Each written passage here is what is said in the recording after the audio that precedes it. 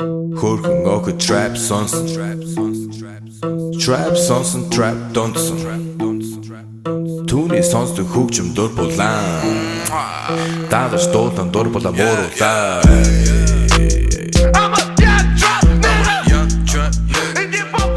Welcome to the brand new MMA Roasted podcast. It's me, Adam Hunter. I'm here with Weendawg. What's up, dude? Weendawg is here. We have a great show. We also have Justin Wood. What's up, buddy? Hey, what's up? Thanks for having me. If you guys don't know Justin Wood is a Marine. Army, even better. Great guy and also a very funny comedian. We got a great show. We got Usman calling in, Kamaru Usman, who some people are very angry with. I don't know why, but people. Was that speech he gave after his fight? The speech of 30%. I think I know what he meant. Yeah, he came out with a tweet like stating I was at 30% health. You know yeah, right. Yeah, like not I only gave it 30%, but everyone kind of took it that way. Freaking douchebag. That's what everybody thought, huh? Everyone's like, oh yeah, why should I pay to have you only do 30%? You know. But I figure I know what he meant. Also, we have Rob Emerson is going to be. We're talking to him. I hung out with him in Arizona. Wow, that guy's got some crazy ass stories. And I want to thank our sponsor, Speedweed. Listen, people, marijuana is legal in California.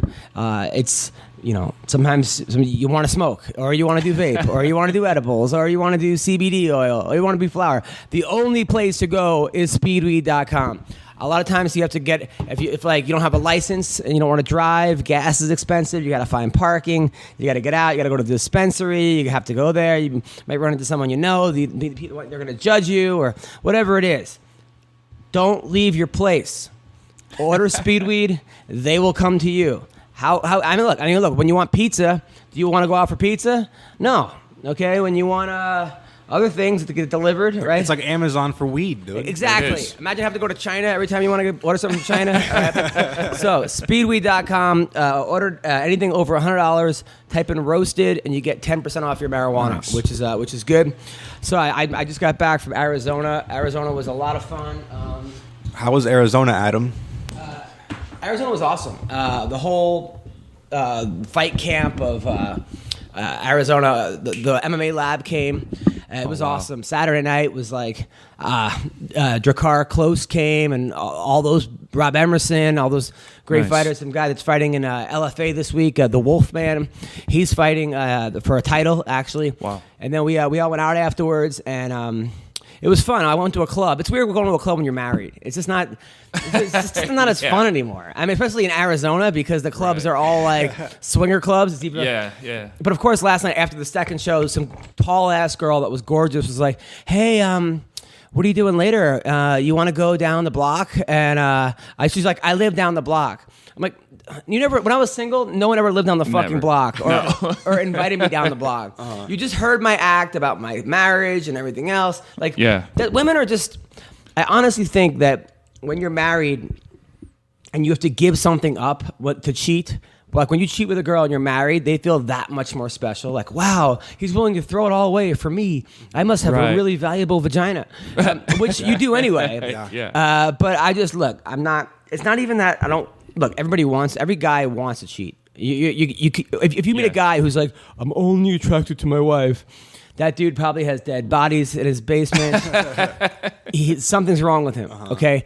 But I don't want to fuck over my wife. We have a commitment. And also, all that headspace that would take in my head, that's all I'd be thinking about all day. And anytime my wife said to me, I love you, you're great, I would just be like, I'm a piece of shit. I'm lying to you. Right. And it's really for me. It's for me. I don't have... I'm not able to do it. Some people can just cheat, or they make the rationalization of like, well, I'm not in a relationship, so it's not really cheating. Like I'm in they're with their girlfriend, but they're like, oh, I don't consider one night stands cheating because I'm not giving my emotional self to her.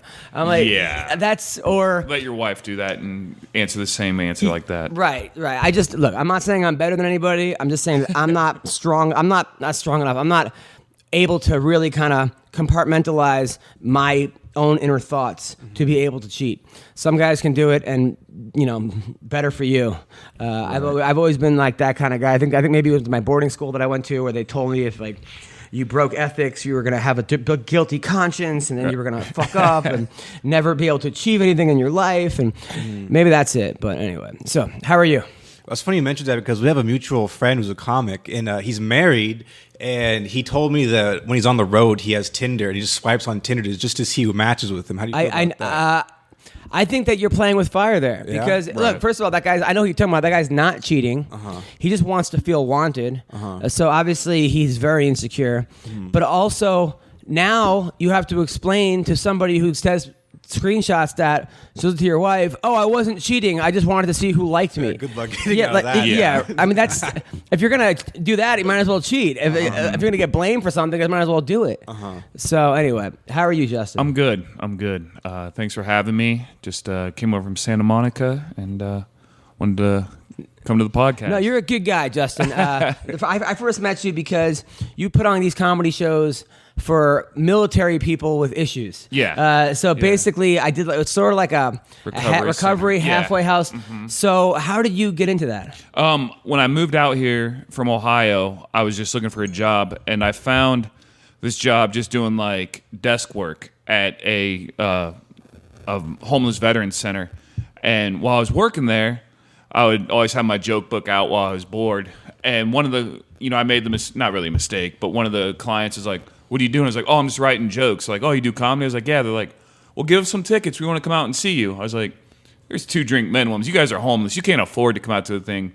So what I thought was, why don't I just bring comics to this center and just have a monthly comedy show here? So that's how I did it? Yeah. Because I thought maybe you were living in that center at one point, or I was living in the Hollywood Center when that was for Iraq and Afghanistan veterans, and it was like kind of like a dorm almost. And if you were in school or working, you could like live there. Okay, and so then pay. so Iraq. Were you in Iraq? I was in Iraq. So you get back from Iraq. You pick Hollywood out of all places to live.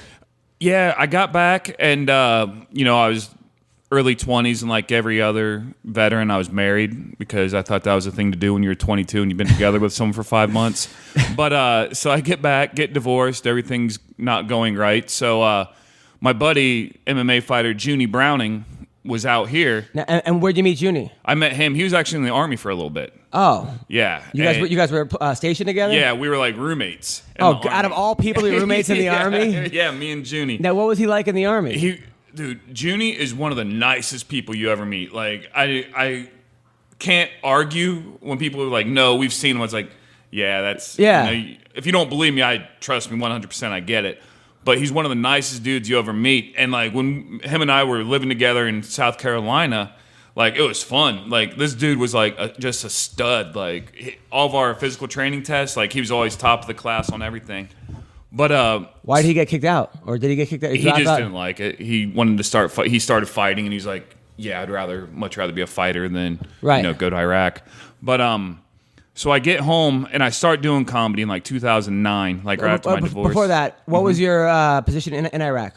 I was just human resource. Like, I wasn't like kicking doors in or anything. I was just over there typing on computers. Is that because you got better grades and everybody? You scored higher? No, it's because that's what I signed up for when I did that. Because I was like, what job will I not be kicking in doors? And what's the safest job? Because I signed up in 2003, so obviously I knew I was going over there. And you're from South Carolina? No, I'm from Ohio, but I was stationed in South Carolina at first. Got it. So you go there, you're doing human resources for the military. Yeah, just typing up. And then we got over there during rain season, quote unquote, for Iraq, and we were right by the mail terminal where all the water was going in, like ruining people's mail. So they hired like 12 Iraqi civilians to come dig trenches around the building.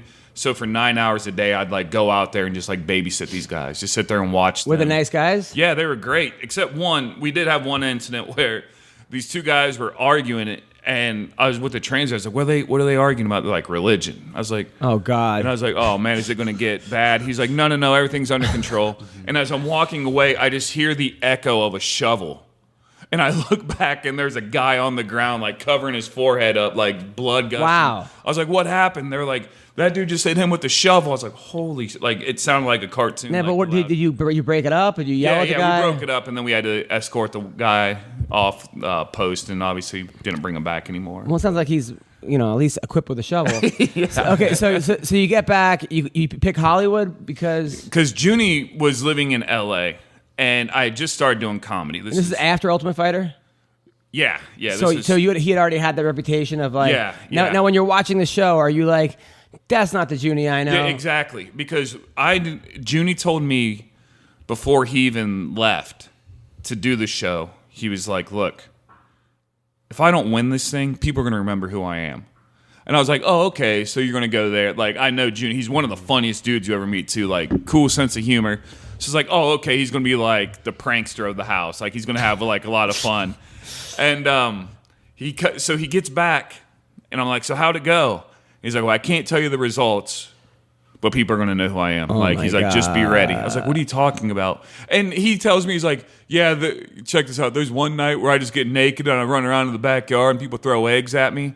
And I was like, oh, okay. So he just had some fun there. Those were the best seasons. I remember one of the first times I met Dana White at a party. He was telling me about how he had to, he just got back from going to court. Yeah. Because they had to defend the fact that they wanted to throw Ultimate Fighter off the air because two guys jerked off in someone's sushi. That was that season. I remember that, dude. Yeah, that was the season. And he had to go there and say that it wasn't real sperm to the judge. It was Dana White defending the non-sperm sushi. He said it's the most ridiculous thing he's ever done in his life. Was it actually sperm? Was it actually sperm? I think it was. Yeah, of course. It was Kaplan Sushi, and right. Kingsbury did it. Right. So you're living with Junie. Yeah. Now is Junie on drugs at this point? Is he out of his? No, he's. I mean, it's no secret he battles. Some mental health stuff. But when I first moved out here, he was in camp. Like, he was over at 10th Planet. Like, I haven't seen him this motivated since the Kaplan fight. Right. And, he's waking up, going to 10th Planet, coming back. Then he's going, boxing. I never see him during the day, and he's doing great. And then all of a sudden, the fighter that he's supposed to fight, injures himself, and he can't fight. And it was the weirdest thing. I just saw him go... the mental health just take back over because he was so motivated. He's ready to do it. And then he's just and then they tried to offer him another fight. And he's like, I've been training for this guy for the last 7 weeks. He knows that when he fights that there's a target on his, but everyone's tuning in. At the time he's on a 4-fight losing streak. So he's like, I can't take fights for money anymore. Yeah, that's all he was which doing. makes sense. I fast forward to when he came to the show with you a couple of weeks ago. And he came in, and I was fucking with him, Yeah. and he was laughing, and after he was like, "Man, you're a genius! I can't believe how funny you are."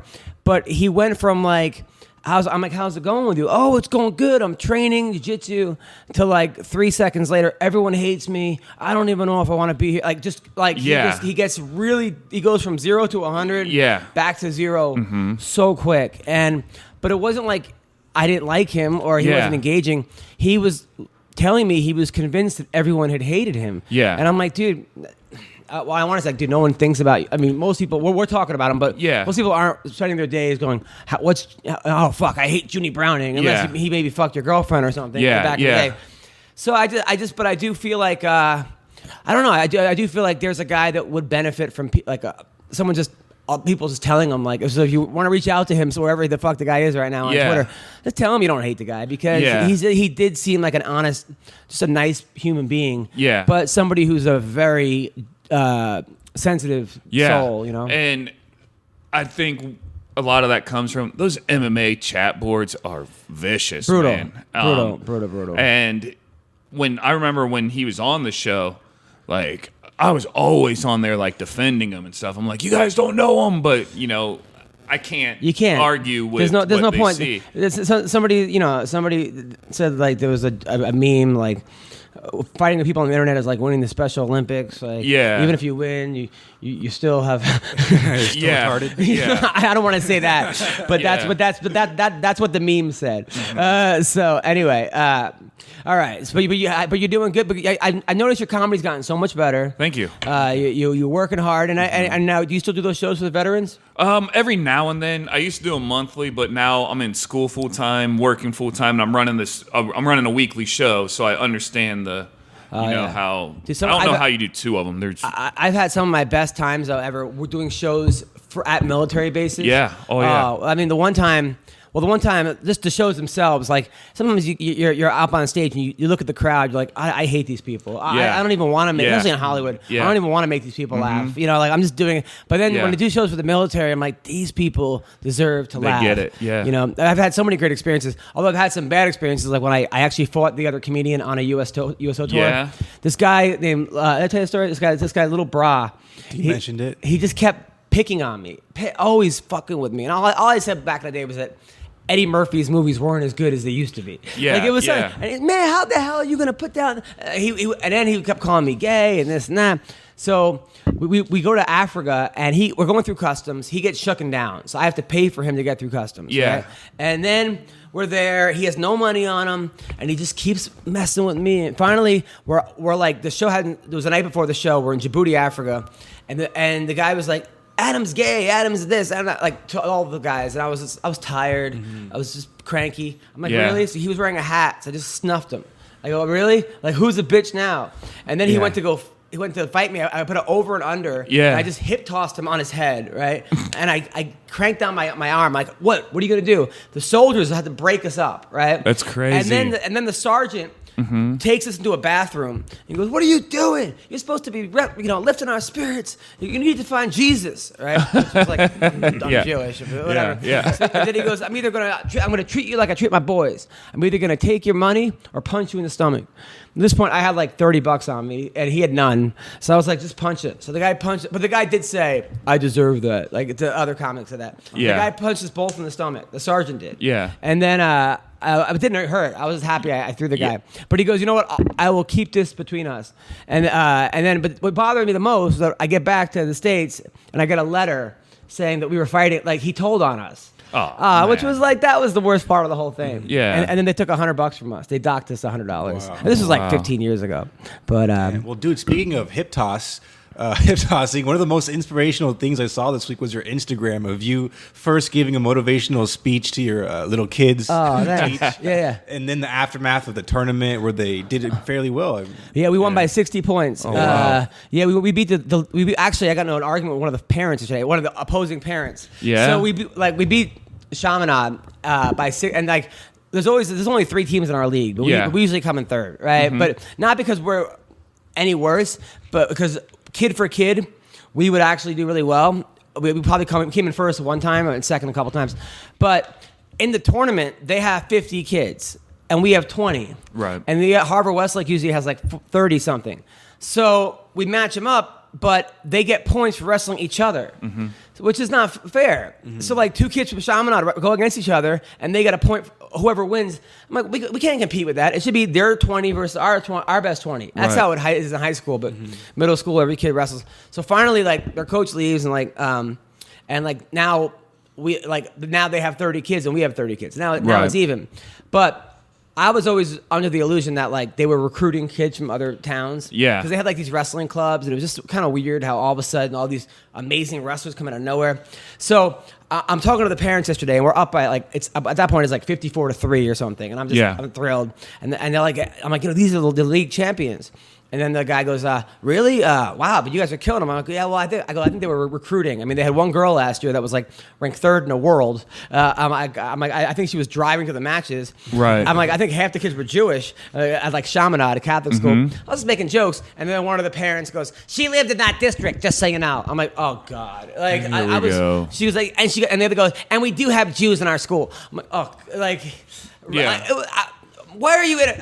Even if I am being I'm kidding. Yeah. You're now interrupting I'm not talking to you. Yeah. But I was like, I know. She goes, "You're just mad because she beat you guys." I wanted to be like, scoreboard. Yeah. But anyway, I was so happy. I was so proud of these kids. That's awesome. It was hard because, in the beginning, their energy was just all over the place. I had to focus them and raise my voice a little bit, but I was so happy. This was their first tournament? It was a second match, and we beaten both teams by like an average of 50-something points. Okay. Like we're just we're on fire this year. That's awesome. Cool. It's a good year. It's like a good year. So, but yeah, and then last night at the Dime Bar, Jeremy Piven came by. So like it's weird because the one guy goes, "Hey, can Jeremy Piven come by and like do a set?" And I was like, sure, yeah, of course. But then I remember like the whole Me Too thing. Like he got kicked off a show on CBS, but it wasn't proven. It was just allegations, which is also hard to. So now I'm like, do I promote it? Do I tell people he was there? Because if I put Jeremy Piven at the dime, then you're gonna get it all. Yeah, then I'm an asshole. Like, what do I have to gain from this? At the same time, it will get publicity for the dime. And so he like comes down. And it's a packed show, but it wasn't a great crowd. Like there weren't like huge laughers, but it was good. But he's used to doing like the Laugh Factory and Comedy Store. Yeah. So he's up there and he's like, man, this is a tough room. And he gets off early and he thinks he bombed. He didn't bomb, but he's just not used to. Yeah. And that's the thing. It's like a lot of times. Like that's what's so good about these smaller rooms, a dime bar, and it's like your room. Yeah. Because it really is like in Rocky 3 when he goes back to Philly. Yeah. Yeah. And like there's no cushion. Like you do the Laugh Factory, they paid $30 to get in.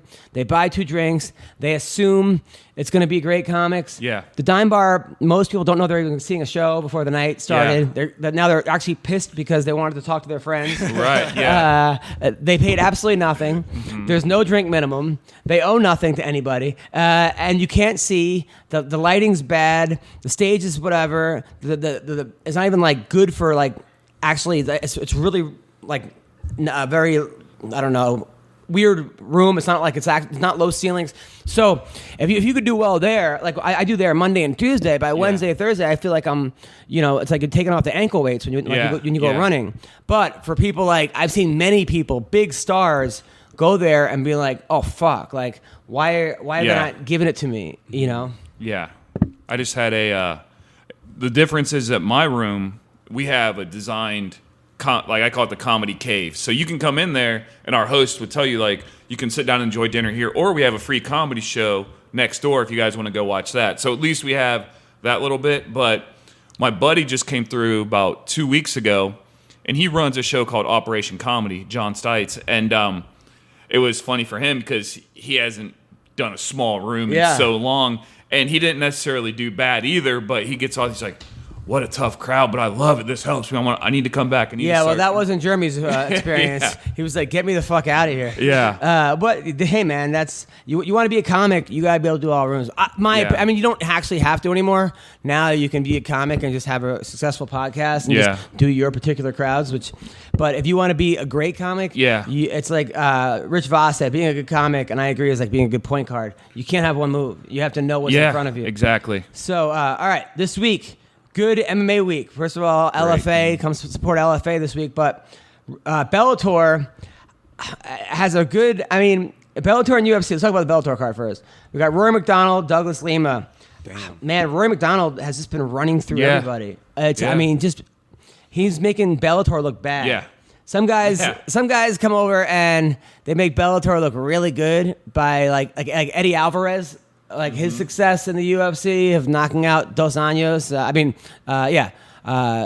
that made Bellator look really like wow. Yeah. But Will Brooks, on the other hand, who was the champ, has like 1-3 in the UFC or 1-2. Or you have Benson Henderson going to Bellator and then getting starched. Like he won like 1 out of like 4 fights, right? Which is so crazy because I watched him train in Arizona. I went to the lab, and you're like, man, this dude is a monster. Like I left there thinking how good Michael Chandler is, because I'm like, wow, the way he trains, it really is like someone said, like the best guy at your gym, basically would get starched in the UFC, and you when you go and watch all fighters train, like mostly pros, you're like, wow, this is definitely a different level. So Rory McDonald, Douglas Lima, I'm thinking Rory's gonna win. Yep. I just think he's on a different level. Not that Lima's bad.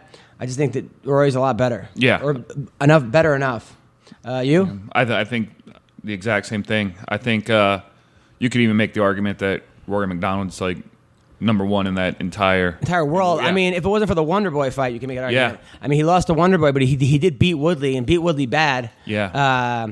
But that's what Ellenberger just said. He's so awkward to fight. Yeah. He goes, there's something about Rory that turns you into a bad fighter. Yeah. And certain people have that. Certain people just have people's numbers. I was telling someone that. I was like, we were talking about Will Brooks Chandler and how I honestly think Chandler's a better fighter than Will Brooks. But Will Brooks has had his number.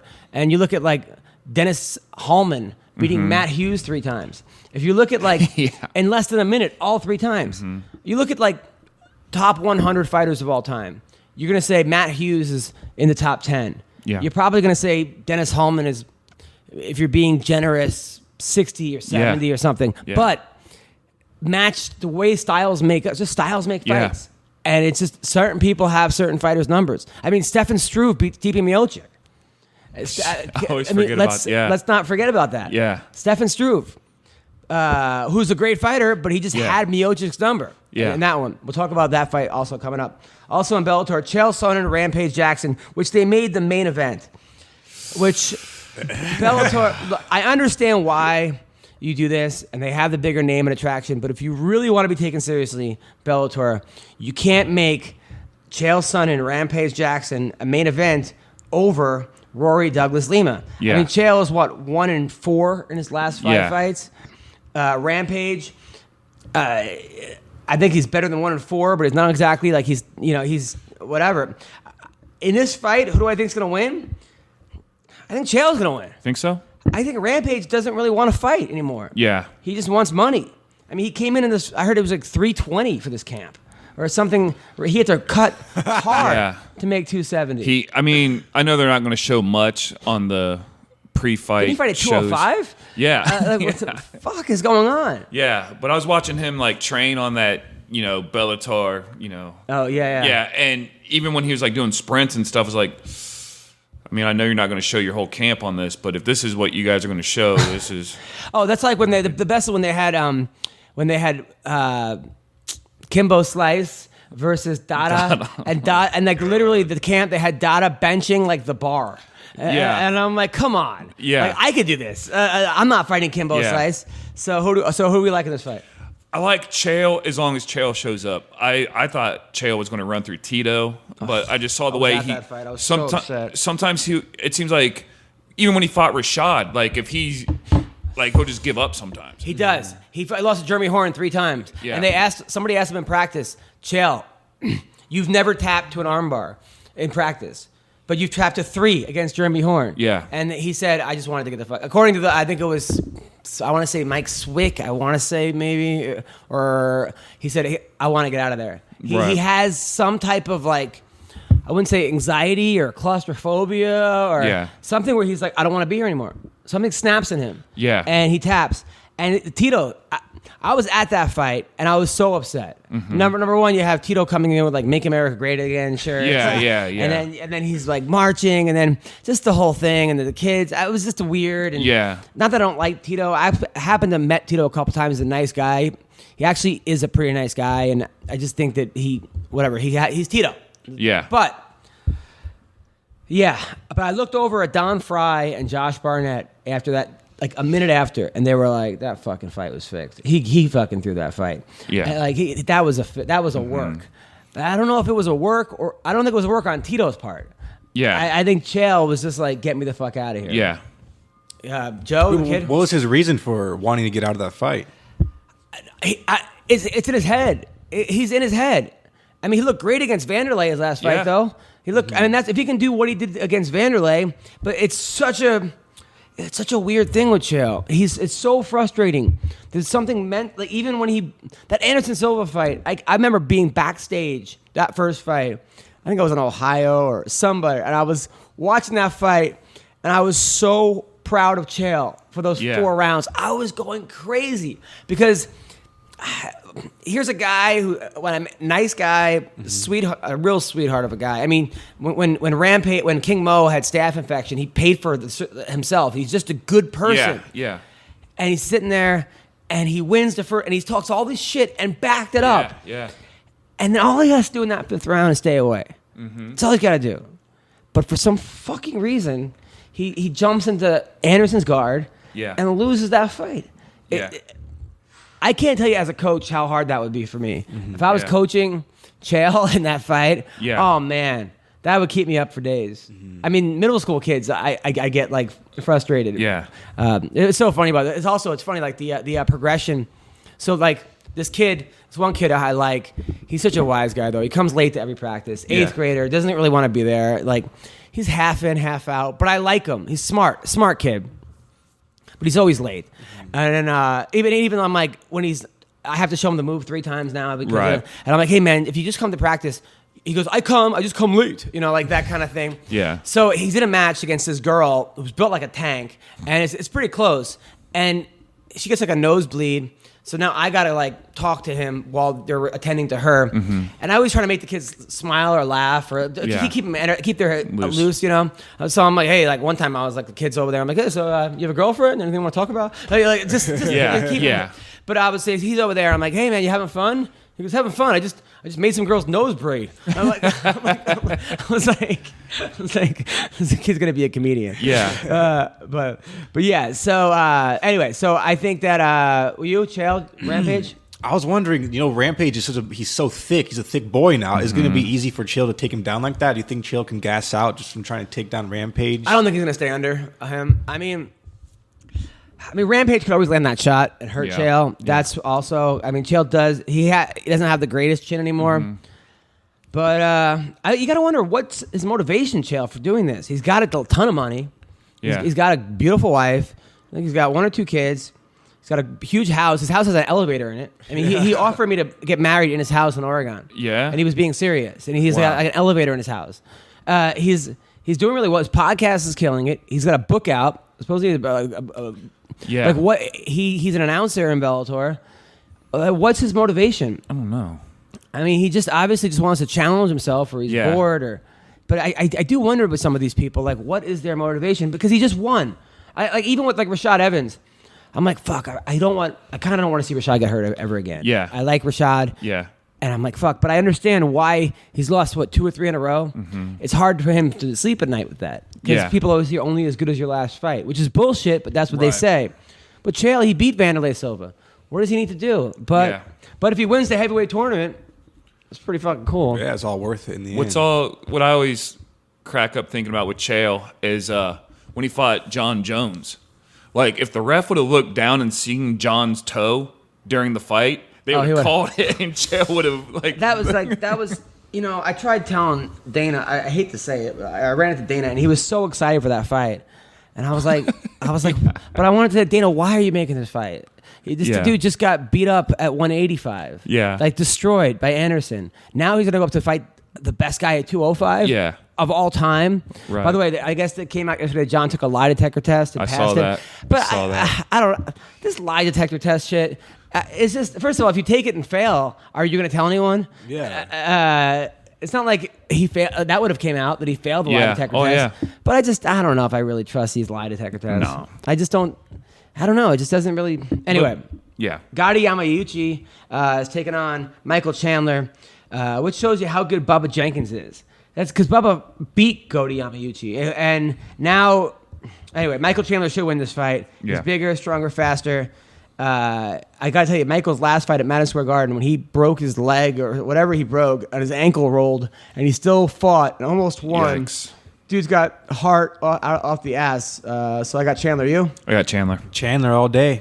Shane Crutchton, my friend, our boy. Remember Shane, right? Is fighting Aaron Pico. And he's like a 5-1 underdog, maybe 6-1, 7-1. He tweeted the odds. Man, this fight worries me a little bit, a lot, being that they're calling Pico the prodigy. Yeah. The thing is, Pico is not a smart fighter. Yeah. He fights so dumb, where they're saying he's one of the best wrestlers in the world in high school and possibly an Olympian or ranked 3rd in the world in his weight class, and he gets in the striking contest. Yeah. That's why he gets knocked out by a guy who's 10-6. Shane doesn't have huge power. That's what concerns me in this, but he's got great jiu-jitsu, and I think he has enough power to hurt Pico. I got to go with my boy Shane, although this is a tough hill to climb. You? I like the upset. I think Pico has a little hype train behind him. I think he's been given that. But when I saw the odds and hearing people break the fights down, I like Shane in this one.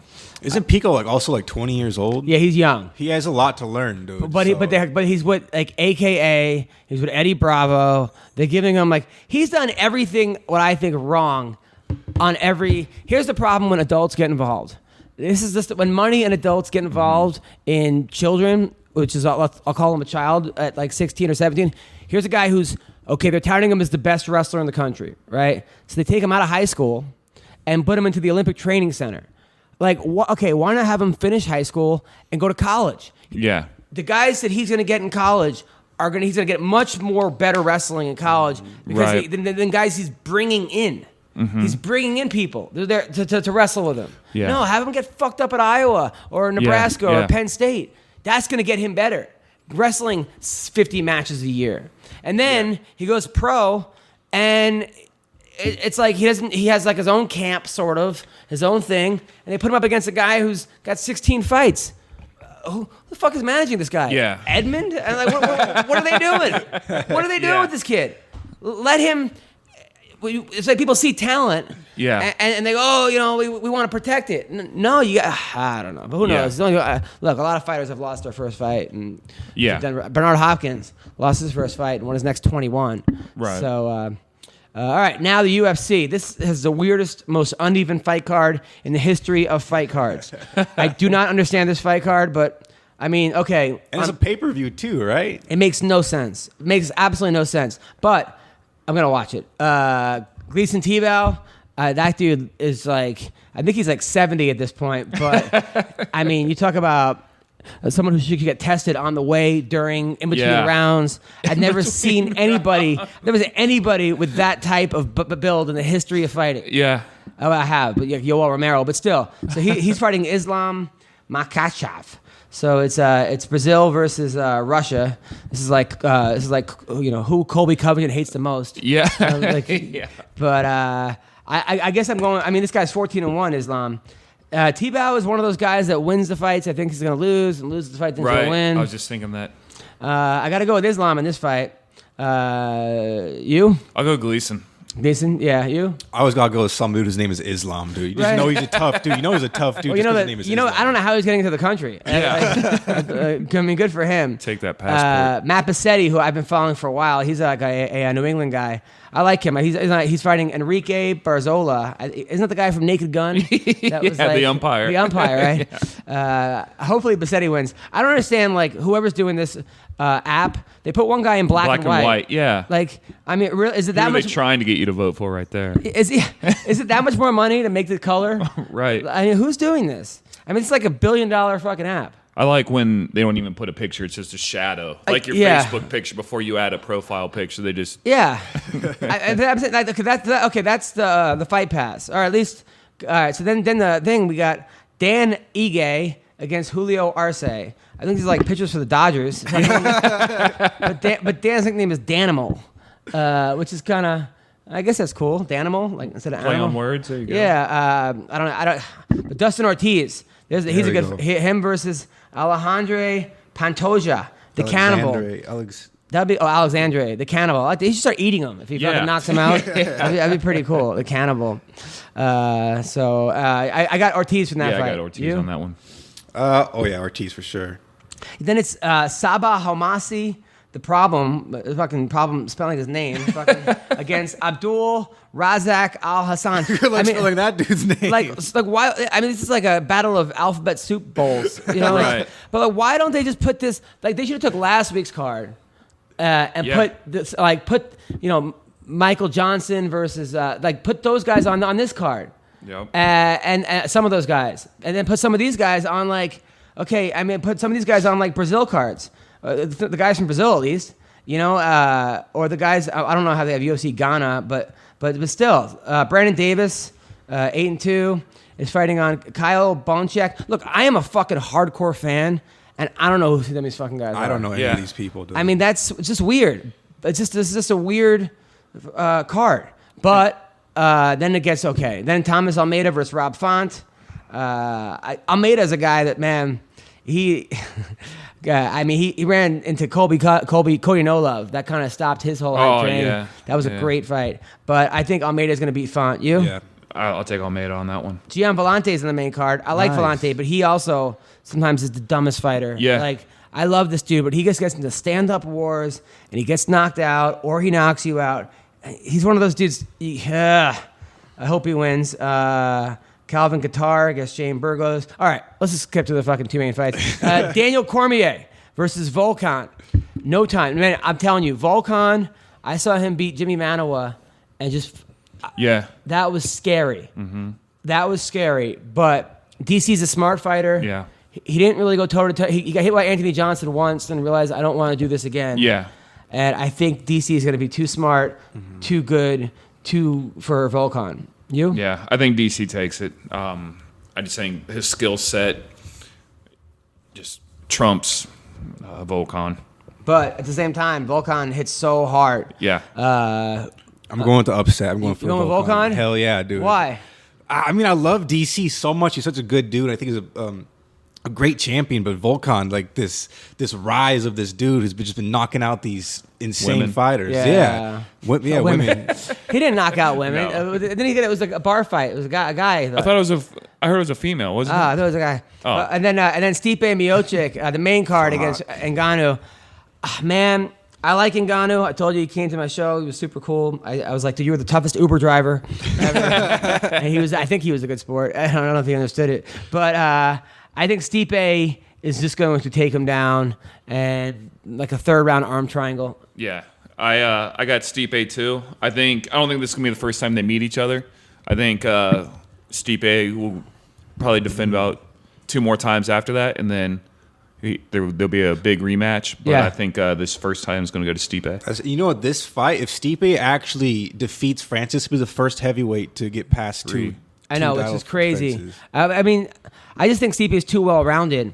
You know, and I know that Stipe is upset that they're not promoting him, but in their defense, Stipe doesn't really promote himself. No. And, No. you know, Dana White wants people to promote. They want you to be your own, which is hard because a lot of these guys just want to be a fighter. They don't say that to people in the NBA. Yeah. They don't say, hey, listen, you want playing time? Right. Go on Twitter and fucking get into fights with people. Yeah. And that's, Yeah. But Stipe is kind of a recluse as far as he doesn't like to be around. And I don't blame him. That's just not Yeah. who he is. Super Yeah. nice guy. He came to my show. I made fun of his brother the whole time. Yeah. His brother was like twice. He's like was like kind of a dumpy, not dumpy, but out of shape. Yeah. And I was like, this is like twins, you know.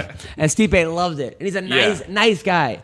But Yeah, like when Embedded follows him, he's like snow plowing his driveway. I'm like, dude, you should be like doing something else. But I mean, I get it. He doesn't want to like fall into all that. So yeah. Yeah, I mean, but I think it's going to be a good fight. I think it's going to be a really good fight. The fights last week, let's talk about some of those fights that happened. Jeremy Stevens, happy for Jeremy Stevens. Yeah, dude. Yeah. Getting his due. I think he got kind of fucked with that whole who the fuck is that guy thing. Yeah. Because people knew who Jeremy Stevens was. yeah, Jeremy Stevens actually, one of the fights he impressed me the most was the Frankie Edgar fight. Yeah. Because he really hurt Edgar. Edgar fought a really smart fight, but I'm like, wow, Stevens can hang with the best of them. Yeah. And I'm happy for him. The other guy, the Korean Wonder Boy, I always thought it was a little bit too much of a hype. I just Yeah. think that whole camp, I think some of those guys need to go to the U.S. I just feel like a lot of those Koreans, they get to a certain level, but they can't seem to get to that next level. Yeah. And I think a lot of it is training. And then they get called into the military service. That doesn't Right. help either. Yeah. But just if you look at them, they never look as strong, and looks on everything, but they just don't look. I just feel like they can benefit from a strength and conditioning program in the U.S. It just seems like they're always like not weak looking, but they just don't never look imposing. right. So if you're a matchmaker, what do you do with Stevens now? Well, I heard. I guess the word on the street is it's going to be Khabib versus Ferguson in Brooklyn 223. in April. Yeah, they're stripping him. That's what they're saying, which is good because Conor can't do this. Yeah. You know? So that being said, man, Stevens is it 55 or 45? 45. 45 pounder. That doesn't even matter really. 45 pounder. I guess you gotta maybe give him the winner of Holloway Edgar. Maybe, but does he deserve that by beating the Wonder Boy? I would almost have Steven Swanson, or I guess I would give him Ortega, because if Yeah. Ortega can beat him, then Ortega deserves the next. Yeah. That's a big one. But if he beats Ortega, give him a title shot. Yeah. And Stevens has always kind of been his own worst enemy a lot of times. I mean, people do. I don't forget when he was in jail. The week of like a main event for getting into a bar fight in a parking lot or something, and then they had to bail him out of jail. Yeah. And it was like he's always been kind of like Yeah. So it hasn't always been like poor Jeremy Stevens. He's also lost a lot of fights that he should have won, or he was right there. But he's always entertaining, and I like his style, and he is a throwback fighter. And I like what he said to Ortega of like, look, these fucking these fucking kids, they just don't want to do the work. Yeah. So, and saying, I understand it. I get it. Fighting is a fucking hard thing, but I come from the school of comedy of any show, anytime, anywhere. Yeah. And obviously I'm not getting punched in the face, so it's not a direct correlation, but that's Stevens. Anytime, he'll fight anybody. He'll fight. You put him against Yoel Romero, he'll fucking fight him. Yeah. I mean, I think he's an Iowa kid, and I love those Cub Swanson's the same way. But now there is this whole movement of I'm only taking title fights. I'm only taking money fights. People calling out Sage Northcutt. I mean, someone like, what are we doing here? Yeah. And it's part them, but it's also part the UFC. And it's also part Bellator. Because, when you have Rampage versus Chael as the main event over Rory McDonald, you're not setting a good fucking precedent. When you're putting, Aaron Pico on the main card, it doesn't make any sense. Yeah. When you're putting some of these guys on Fight Pass that should be, it doesn't make any fucking sense. Right. But when you're telling people to go out and get Twitter followers, when you're putting Paige Van Zandt in the co-main event, that was who's 1-3 in her last, or 1-2. But I love Jessie Jess. I'm happy. Yeah. She was my cat sitter. That's my girl. I love Jessie.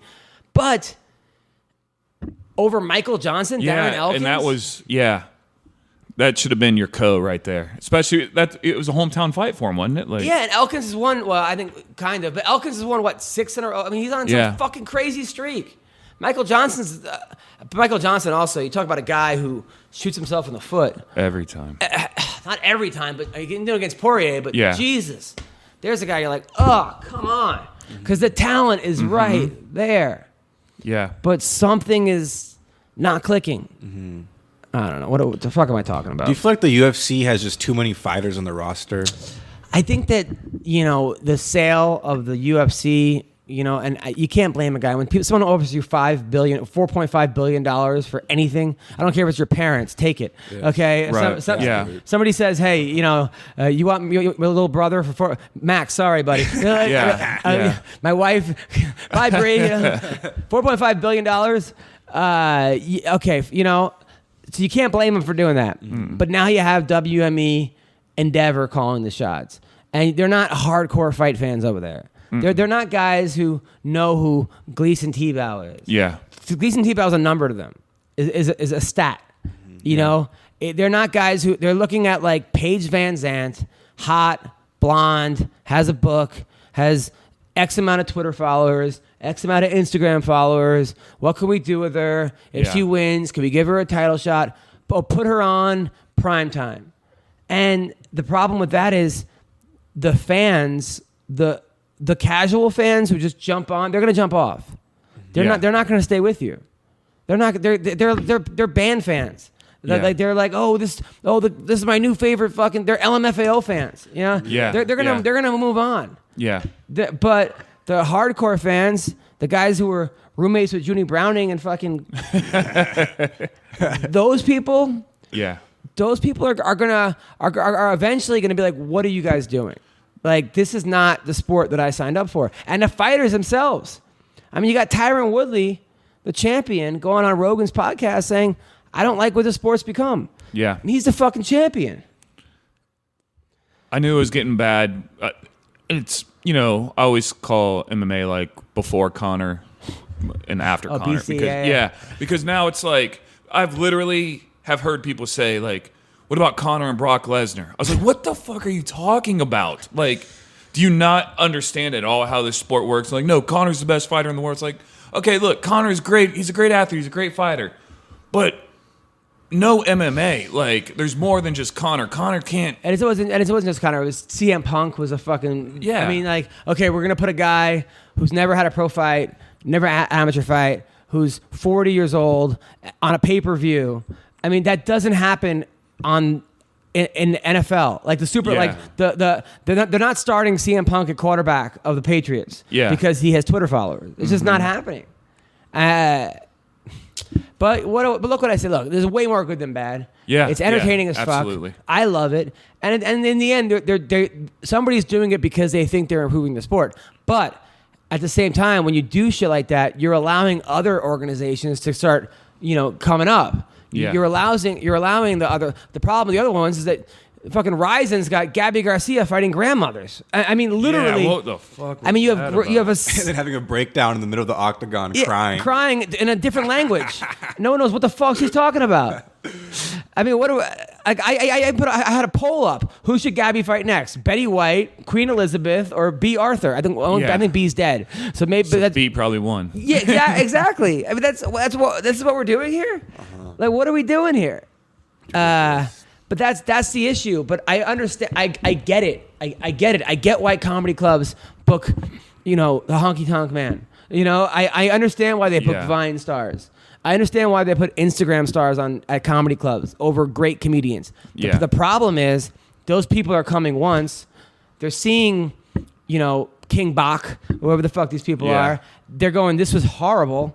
They're never coming back. Yeah. They're going to see Nene Leakes at the fucking Improv and going, I'm never coming back to a show again. Yeah. And that's what's happening sometimes when you pull this shit. When you have, Paige Van Zandt losing a fight, but going, I broke my arm. You're lucky that I'm here.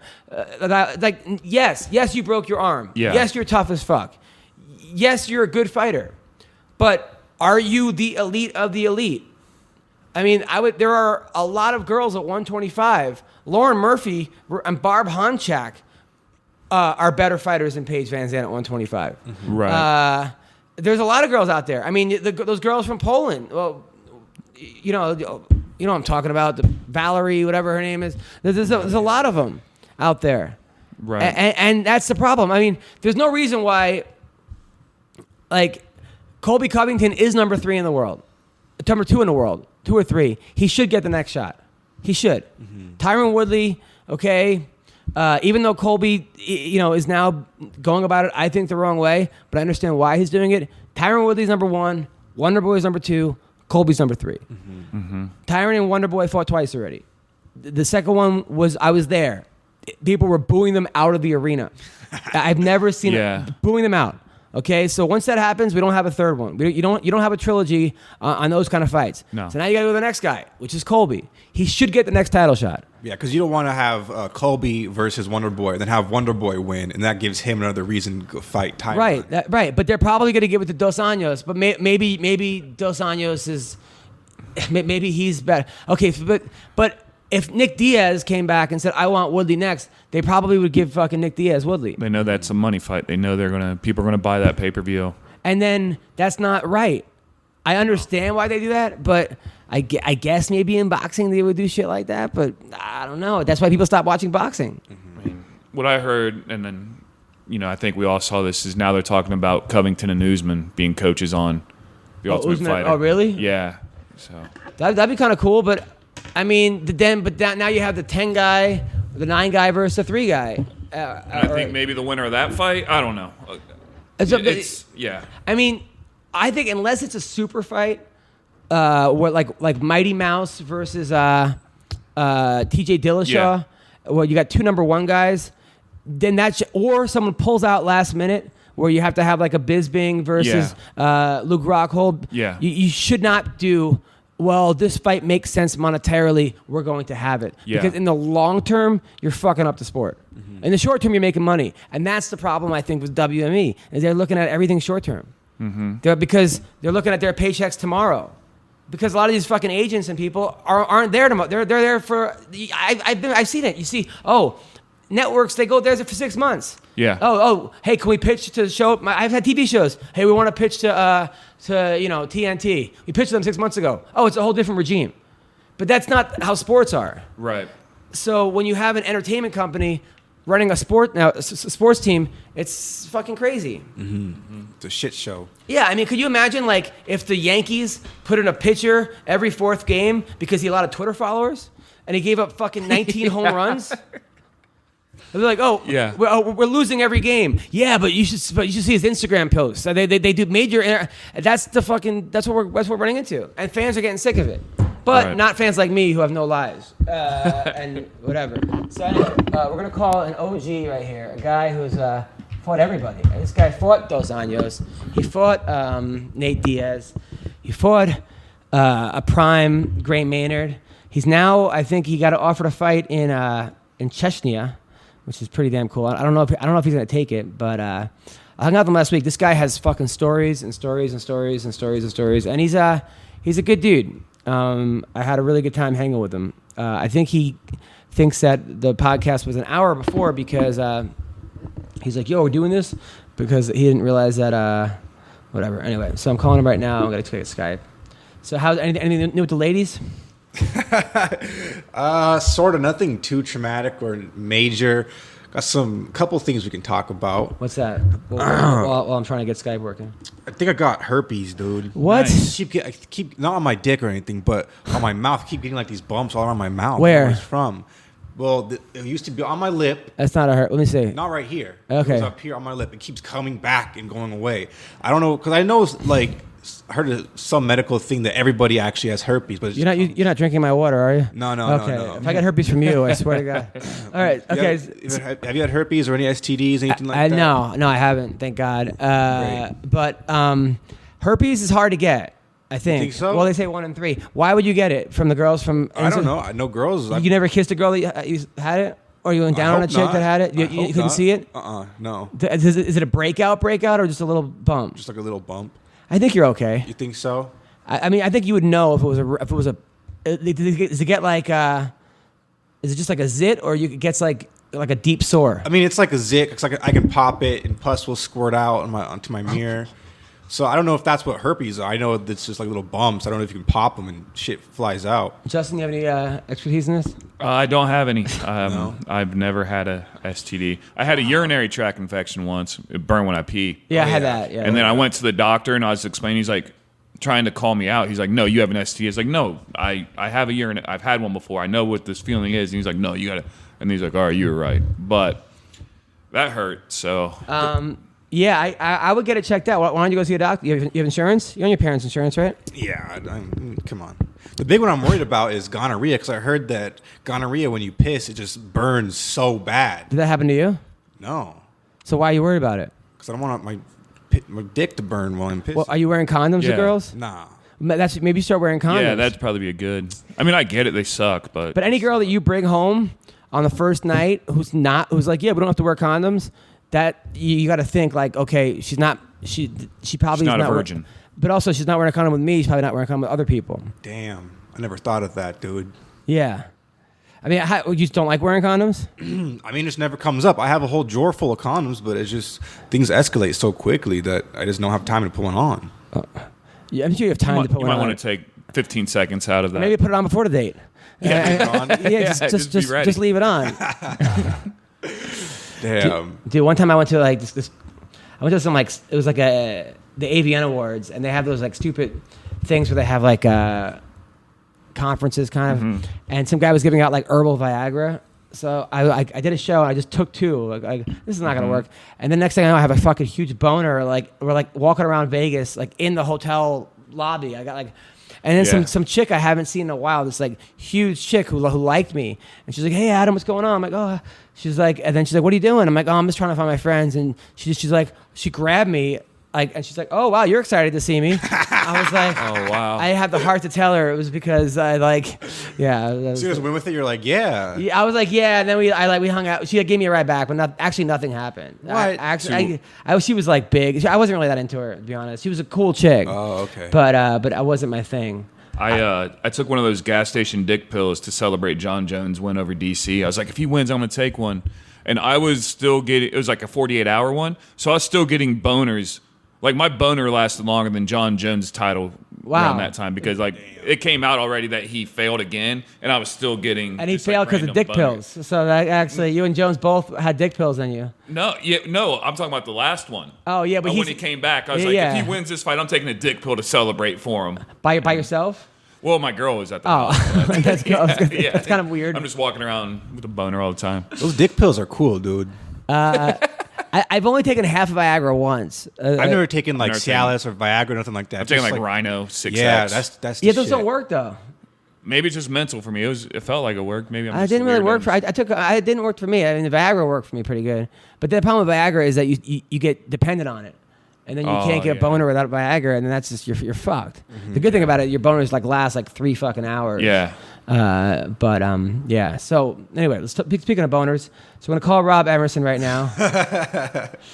This dude, right? Is a good guy right here. All right. So this is Rob. Hey, Rob Emerson, what's up? You're on the MMA Roasted podcast. It's me, Adam Hunter. Hey, how's it going, Adam? Thanks for having me. Oh, no problem, man. I'm here. It's me. Justin Wood is here, as well as my man. Right on. What's up, guys? What's up, buddy? What's up, dude? How's it going? Dude, thanks for coming to the show last week. Yeah, for sure, man. That was a lot of fun. It was cool to get out of the gym and hang out with the guys from the team and everything and do something fun like that. So that was a lot of fun. You killed it. So. Oh, thanks, man. No, dude, and hanging out with you afterwards was like, man, I had no idea how crazy your life has been. It was because that's the thing was there's so many times you talk to fighters, this and that, but when you get to hang out with you, and I was basically doing a podcast we're at a bar in a club, and Rob's got a wife, and I have a wife, so we're at a club, everyone's dancing, and I'm asking Rob, I'm going through Rob's Wikipedia page, and be like, what was this fight like? What was that fight like? I felt like the biggest nerd, but it was still a good time. Man. Nah, it was cool to it's cool talking MMA with people that know MMA, people that are intelligent about the sport and have been around. And man, I've given fucking 18 years of my life to this thing, so it's something I'm very passionate about. And one thing I've always told everybody is I'm a bigger fan than I am a fighter.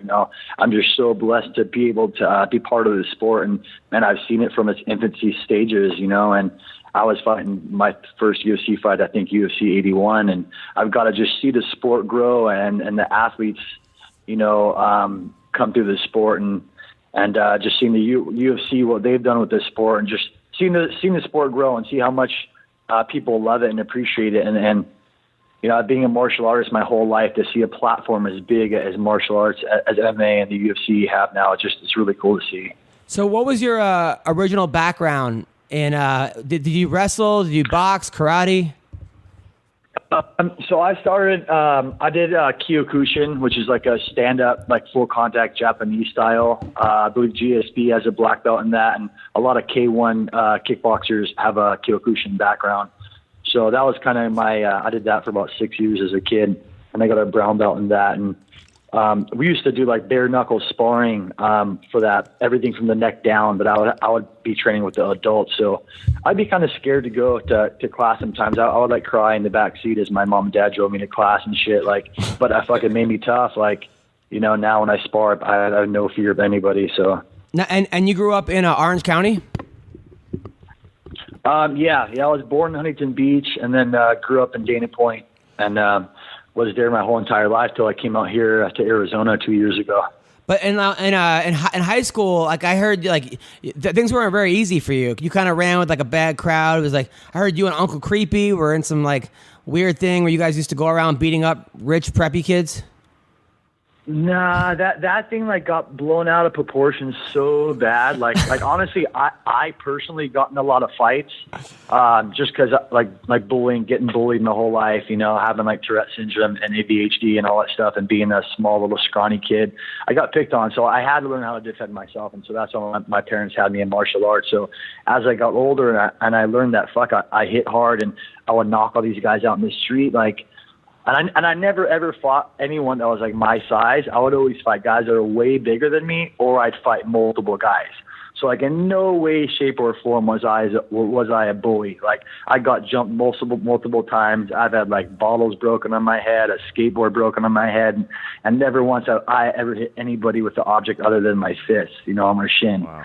And so I'm always big on being an honorable fighter and all that. So it kind of sucks that I got a reputation of being some fucking rich white gangbanger kid when in reality I got in a lot of fights, and because I got a lot of respect for that, our younger brothers and our younger brothers' friends kind of claimed our little crew, and then they would go out and terrorize the fucking neighborhood and do all this bullshit stuff, and then I would get the reputation for it because I was affiliated with them, kind of thing, you know. Right. Okay. But why were you why were you so angry as a kid? It wasn't that I was angry. I got picked on a lot, you know, just because having Tourette, like I used to have legit Tourette syndrome. Like I used to like twitch and cuss and have tics and I was a target for a lot of kids. So kids would used to come and just like spit in my face, like. And after that, man, after like fucking 5th, 6th grade, I had enough. Dude. I started just fighting back, and I realized that I naturally just hit super hard. I would like knock these kids out every single time, and I started developing that. And so then I'm like, fuck, I can hit. So then I started lifting weights. You know, my sophomore, junior year in high school, and started kind of growing into a man, you know, and didn't take any more shit from anybody. And then I kind of became like, I had a zero tolerance. I still have zero tolerance for bullies and like tough guys. If I see anyone that needs any kind of help, I'm the first one there. And, you know, yeah, and just kids in general, man. Kids are so mean. Like you grow up now in life and you see kids like they just lay into each other. Like you're a comedian, like you're fucking the best in the world at heckling, you know. But like kids hold nothing back. They'll say like they'll cut to the heart, you know, like. Yeah. And hearing that stuff, I mean, negative words coming from anyone's mouth, it does damage to our body. And like, you know, an insult from a stranger you will remember the rest of your life. On the other side of that same token, you know, you'll remember a compliment from a stranger the rest of their life. So I truly believe we have the power of life or death in our tongues. No, you know? Yeah, no, 1,000%. And then when I was talking to you, man, your story was so fascinating because you were saying that you went to jail, came out of jail, and then fought Jens Pulver as your first fight. Which Jens Pulver, that was a trip, man. Jens Pulver is the world champion. How did this happen? Dude, right. So I was like 19 years old, and I remember watching the first ever UFC lightweight title fight. So it was Jens Pulver versus BJ Penn and it was their first establishment of the lightweight division. So before that, it was only they had welterweights and up. You know, I think there was 4 weight classes: welterweight, middleweight, light heavy, and heavyweight. And that show with Jens versus BJ was the first ever lightweight world title fight. So that was the establishment of the lightweight division. And I remember watching it in my room with my friends. I'm like, oh, fuck, look at these guys. That's so badass. Like, that's what I want to do. I want to be a UFC fighter. Like, you know, there's lightweights now. That's cool. And I got all amped. And before that, I had 4 like pancrase style fights. So that's open-handed rules. Yeah. Closed fists to the body, but with no gloves. So, and I won all 4 fights by knockout. And so I was already on my way, but that was I didn't have any closed fisted or pro fights. And so after Jens beat BJ, I ended up doing a little stint in jail for some bullshit street fights and stuff we got into. And while I was in jail, I would order all the fight magazines. So I would get the fight magazines mailed into me, and Jens Pulver would be on all the covers, and he'd be on like the posters on the inside, and I'd rip them out, and I'd take toothpaste and tape it or glue it to the top of my bunk. So like, I was kind of like a fanboy, you know. He was like my idol. He's what I idolized. He's what I wanted to be and do at that time in my life. And I get out of jail, I start training again, and dude, like 2 weeks out of jail, someone comes up to me and goes, "Hey, would you like to fight Jens Pulver?" I'm like, "What the fuck?" I'm like, "Yeah, like fuck." I literally didn't hesitate. I'm like, "Heck yeah!" And my mindset was, if this is something I want to do, and then let's put myself up against the best in the world and see how well I do. And I told myself I don't even have to win. I just got to go out there and perform and do well, and I'll see where I stand and see if this is something that I really should spend my time doing. And I was training with Marco Ruas at the time, who are hardcore UFC fans, they know he was one of the first heavyweight UFC champions, and a very hardcore, violent style. Like my original training partners were like Pedro Hizzo and Babalu, and Jose Aldo actually just got a black belt from Marco about a year within this last year, and I'm the first American to get a black belt from Marco, and his style is called Ruas Valetudo. And I have Valetudo tattooed on my knuckles, so I'm pretty proud about it. You know, like that's awesome. We trained. You know, back in the day, everyone knows about the Gracies and the Gracies family. But back in the day, when the Gracies were in Brazil, Marco Ruas and his crew, they used to have all the old school gym wars like you see in the Bruce Lee movies. So they would storm. It was called like gym storms, and they would go fucking brawl with all the Gracies, and they would whoop all their asses. So like, yeah, people know the Gracie and their lineage and all that stuff, but Vale Tudo is really where it's at. Those are the real gangsters of fucking Brazil and mixed martial arts when it first started, you know? Yeah. Yeah, I went out there and I actually ended up fucking separating my collarbone. I super bad training for the fight against Jens Pulver, so I had to have my arm in a sling up until 4 days before the fight. So I couldn't lift weights, I couldn't hit pads, I couldn't spar, all to train Jens Pulver, the first fucking number one guy in the world, first pro fight, and I couldn't even fucking spar or hit mitts with the weights. All I could do was kick and do plyometrics and stairs and everything. So I went in there. I fought him. I fought him, and I fought him to a decision, dude. And I believe if I had the correct training and not that injury, I could have beat him. But that's still, I mean, now after that, are you at least feeling, I mean, you were in jail a month before that. I mean, you must feel like, kind of like Rocky did when he went to decision against... Dude, I'll tell you what, the life experience I got from that whole thing, just like, so me and him, like, shared the same warm-up room before the fight. Like, I was in the room with the guy fucking 20 feet from me with headphones on. He's shadowboxing, getting warm up to fight me. And I'm like in the same room as him. Like, he's got Robbie Lawler in his corner, Matt Hughes, like all the fucking UFC superstars. Do you have your inmates fucking young with kids you? Dana Point. Now, is everyone at the jail rooting for you? I don't know. I got out. I didn't keep in touch with any of those guys. You know, but it was just crazy, man. Fuck, like now, like overcoming those nerves, like seeing like Jens Pulver across the ring for me, like the guy I've been idolizing the last like 6 months, like seeing him stare at me in the face from across the ring, wanting to punch me in the face, like overcoming those nerves and coming out pretty unscathed. You know, it's like iron sharpens iron. So like now I truly am like fearless. Like if you see me spar or anything, I have no fear I can fight and spar anybody. I have no, you know. Now, how long were you in jail for before that fight? It was 9 months out of a year I ended up doing. So wow. Yeah. Did you get any? Eating the worst food possible, no fucking trading, eating fucking literally shit food. Like, I don't know, man. I had every handicap possible going into that fight, and I still lost a decision. Did you get in any fights in jail?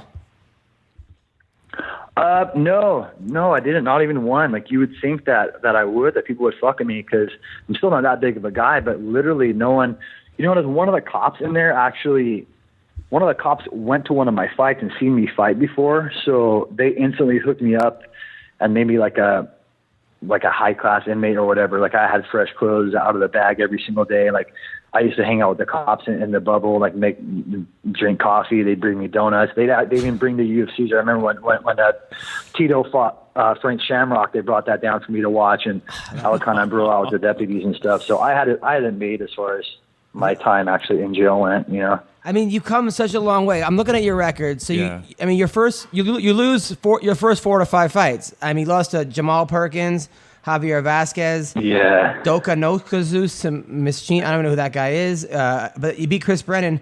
But then something clicks. You know, you end up beating Joe Camacho and Justin Berkeley. Joe Camacho's a tough guy. So, but even those first 4 fights, like you just said, you don't know who Mishima, I can't even say his name, Mishima. Well, that was for the Deep title. So Deep is a sister company of Pride, right? And they called me on 8 days' notice to fight Mishima for the Deep title. And so that was a close fight. That was a very close fight. I lost a decision. Again, a fight I could have won. Javier Vasquez, that fight was the first Shudo fight they had in Vegas.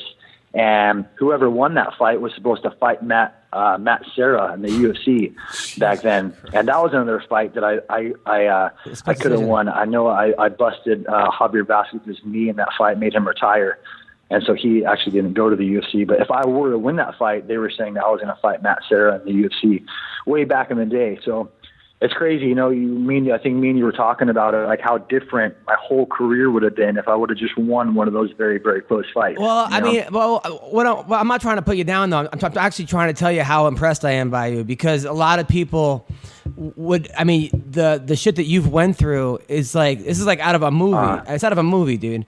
because then you fight.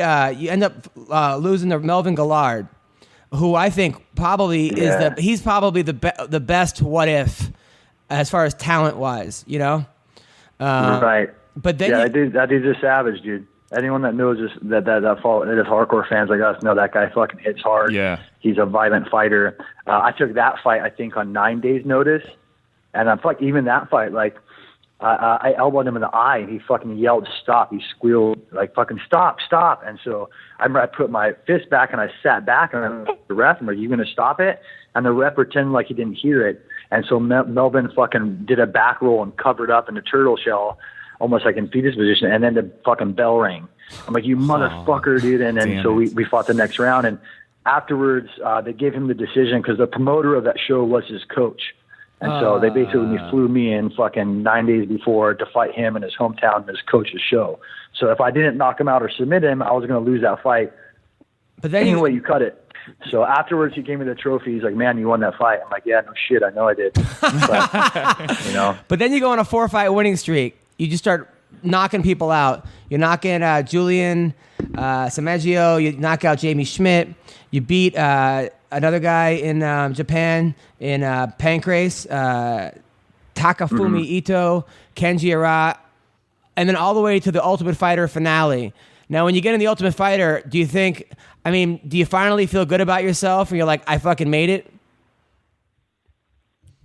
Bro, I was young and dumb, dude. I'll just say that. So, yeah, I guess I finally made it, but like, when do you talk about an athlete taking things for granted, or just like a young dumb kid taking things for granted? Like, that was me. Like, I partied at that time in my life more so, and when I should have been fucking sober and taking it seriously. So now I live down in like Newport Beach with my friends, and we just fucking partied. And man, I was fucking, I was doing a lot of drugs and partying a lot at that time in my life. Totally didn't take it seriously. And in hindsight, I wish I did. Like, what an opportunity I blew. You know, but again, I wouldn't trade anything for the life experience I got. Like, what an experience to be on the Ultimate Fighter. Like, I remember actually after they did the Ultimate Fighter 1, I was hanging out with Kenny Florian and a couple guys from the cast in Vegas, and they're like, "Fuck, you got to get on the show, Emerson. Like, fuck, we know all about you. Like, you got to get on there. You'll be great. Like, as soon as they do the lightweight season, you're on there." And it was kind of cool how it developed that I even got on there. Like, I remember I was just telling the story yesterday, actually, but I was leaving practice, and I was driving home, and Mask, the guy that used to own the Tap Out, you know, old Tap Out crew, like Mask, who's the head guy, Charles, you know, God rest his soul. But he called me. He's like, "Emerson, what's up?" He's like, "Hey, I want you to talk with someone right here. I'm talking with the promoter of the Ultimate Fighter show." And so he put me on the phone with her, and I was just making her. It was a girl, so I was just trying to flirt with her and make her laugh and, you know, come across as likable. She's like, "All right, I've already had your name recommended by so many promoters in California. I've heard all about you." She's like, "I'll tell you what, you don't even have to come out to the tryouts. We're going to fly you out, and as soon as if you pass the medicals, then you're on the show." Wow. So I was like, "Shit, sweet. Like, what an opportunity." Yeah, they had like a 500-person tryout that I totally skipped. They just had me on the show. So, man, I literally had everything lined up ahead of me, all my ducks in a row to be successful and to blow up. And, man, dude, living in Orange County, being around my friends and just partying and stuff, man, I totally took it for granted. And, you know, I had a little stint. You know, I had a good 4 years in the UFC. I think I had 7 fights, but man, I could have done so much better. I could have been set for life. I believe I could have been a champion. And, you know, here I am, 36 years old. I'm still fighting. I'm still in the game. I'm very healthy as far as my body and my brain go. I've never lost a drop of blood. I've never gotten beat up in a fight. So I'm going to give as much as I can of my life to the sport as long as I can, you know? I mean, the Nate Diaz fight was a great fight. And I remember talking to you, and I was like, "Hey, you know," I was like, "Did those punches hurt?" And you're like, "Man, I did so much cocaine, I didn't feel a thing." Did you do cocaine before the fight or during the fight? Or when? How much cocaine? No. Just like that season of my life, like before we did the show, like up to the day they were filming the show. I remember they picked me up from the airport that morning. I fucking didn't sleep the whole night before. I was like hammered all fucking like to the ride to the airport to film the show. When like guys, I guaranteed they were like training and dieting and cutting, getting ready for the show like it was a tournament, you know. and here I am just kind of taking it for granted and all this. But no, with Nate, like fuck, I remember like all the muscles in my body burning. Like I got just super exhausted, super fatigued because my body, I treated it like shit. You know, I didn't know nothing about nutrition, you know, fucking drinking and doing drugs and shit. That's gonna deteriorate your body on a cellular level. You know, it's gonna fuck up your ligaments, your joints, your muscles, your bones, your tendons, everything. And so to run my body through an MMA fight, treating my body like I did, of course, is like putting shitty ass fucking gasoline in a race car and expecting good results, you know? What was it like for you fighting Jens for your first fight and then coming back on Tough and seeing him as one of your coaches? Was that like a surprise to you, or? Yeah, that was a trip. I heard about BJ and those guys like through my coach at the time, Colin Oyama, and Colin was from Hawaii, and so I guess they told me to try to get on BJ's team, and so I was kind of geared. I wanted to be on BJ's team while I was there, and then you know, we had really good chemistry. We became great friends on the show. Like, sense of humor to me is very important, and me and him had a great sense of humor. We had instant chemistry, and I'm great friends with BJ and those guys now, and now even now being with Cyborg's camp and being with Jason Perillo, me and Jason are great friends, and he was BJ's head coach for a long time, and I developed a very a great friendship from that show with all those guys. So maybe the chemistry would have been different. Maybe the whole show would have been different if I would have been on Jen's team. But I was there for the experience more so than anything, you know. So all in all, it was a blast. It was really cool. And I think it was a really great season. I think we had a lot of talent on that show. We had a lot of guys that are still currently significant in the UFC that came from season 5. Yeah, absolutely. Now, but you got to say, though, when it comes to Orange County hot pussy, you must have been the man, right? I mean, come on. That all goes at partying, man. Like, dude, females and drugs, like, they go hand in hand. And when you talk about distractions for an athlete, females is right up with there with everything. I mean, that's kind of why guys party, right? Guys get dressed up. Oh, fuck, we're going to go out tonight. We're going to get hammered. We're going to find some bitches. We're going to smash. Like, guys don't get all dressed up and get all hyped up. Hey, we're going to go out to the fucking bar and go fucking play cards. So you must have some pretty good memories. Like, sometimes when I can't fall asleep. Sometimes when I can't fall asleep, right, I'll like think, yeah. You know, they party to meet girls, so it's like, fuck yeah, girls is like the driving force behind. And dude, females have been like the downfall of like men since the beginning of ages. You know, kings have conquered lands in the name of pussy, dude. You know, and have been like the greatest downfall. So, and I'm only human, and I was just young, and I was young with a lot of talent, and I didn't know how to manage it right. Well, you know what? Listen, it's not over, dude. Okay, you're acting like you're 90. You're fucking. You got offered You're still fighting, and you're like 2 fights away from getting back into wherever the hell promotion you want to be in. So when you knocked out Manny Gambarian in 12 seconds, is that the highlight? Is that one of the highlights? I mean, come on, Manny Gambarian's amazing judoka, tough guy, strong guy, Ultimate Fighter finalist. You come out there. I watched that fight this morning, actually. It was a perfect right hand. You had him out. Come on. That's got to be up there, right? Yeah. That was pretty sweet, man. Yeah. I think I made like 95, 97 Gs in like 12 seconds. So that didn't hurt, you know. You know, with this sport, though, it's styles make fights. And for that fight, I was training a lot of getting off the fence and a lot of wrestling and a lot of takedown defense. But as I was watching the screen before I walked out to the ring, you know how they played a little countdown? Like, I think he walked out first, and I was watching what he was saying on the TV screen before I walked out to the cage, and he was saying, oh, I'm going to come out there super fast. I'm going to throw so many punches, he's not going to see him. It's going to be the fastest punches you've ever seen. And I was like, this motherfucker is going to trade with me? I'm like, oh, it's fucking curtains. So, like, yeah, he came out, and all right, and he came out just like he said. He started fucking throwing punches with his fucking little chin up and his hands down. You can't come at me like that. I'm a defensive fighter, you know, training with Pedro Rizzo and those guys. You watch them fight, they like to strike as they're going backwards. You know, when a guy is coming forward and attacks them, that's when we do our best. And that's kind of like how I was raised training, so that was my style. So for him to punch at me and come forward at me, that's why the result happened the way it did. It was crazy, and that was a prime Manny. That wasn't like older Manny. That was him. Then you fought Pellegrino. That didn't go your way. You got rear naked choke, and then you fought Dos Anjos. You fought Dos Anjos back when. Did you know when you were fighting Dos Anjos back in 2009 that this dude was going to be the champion one day? No, I think that was his first fight in the UFC. He's like a new guy from Brazil, and I don't know. Again, that was another super close fight that I could have won. I'm sure being at the strip club till 3:30 in the morning the night before didn't help. You know? I should have taken. But no, that's actually a funny story. Yeah, like so, me and Perillo, we were hanging out in Dallas, and because it was the American Airlines Theater, and we were like hanging out. I think 3 days before the fight, and Jason sees some big old black dude as we're going down the escalator, and he's like, "Oh, what's up?" And he's like, "Oh, what are you doing out here?" He's like, "Oh, I'm doing private security for Brittany." So Britney Spears was performing at the American Airlines Center the night before the UFC did their show there. So because Jason used to train her head security guard, he's like, "Oh, let me take some pictures for you guys, and I'll put you on the passes, and I'll get you guys to the show if you guys want to go to the show." So I'm like, "Okay, fuck it." So the night before the fight, I'm like, "But I'll just stay up super late, so I'll sleep in."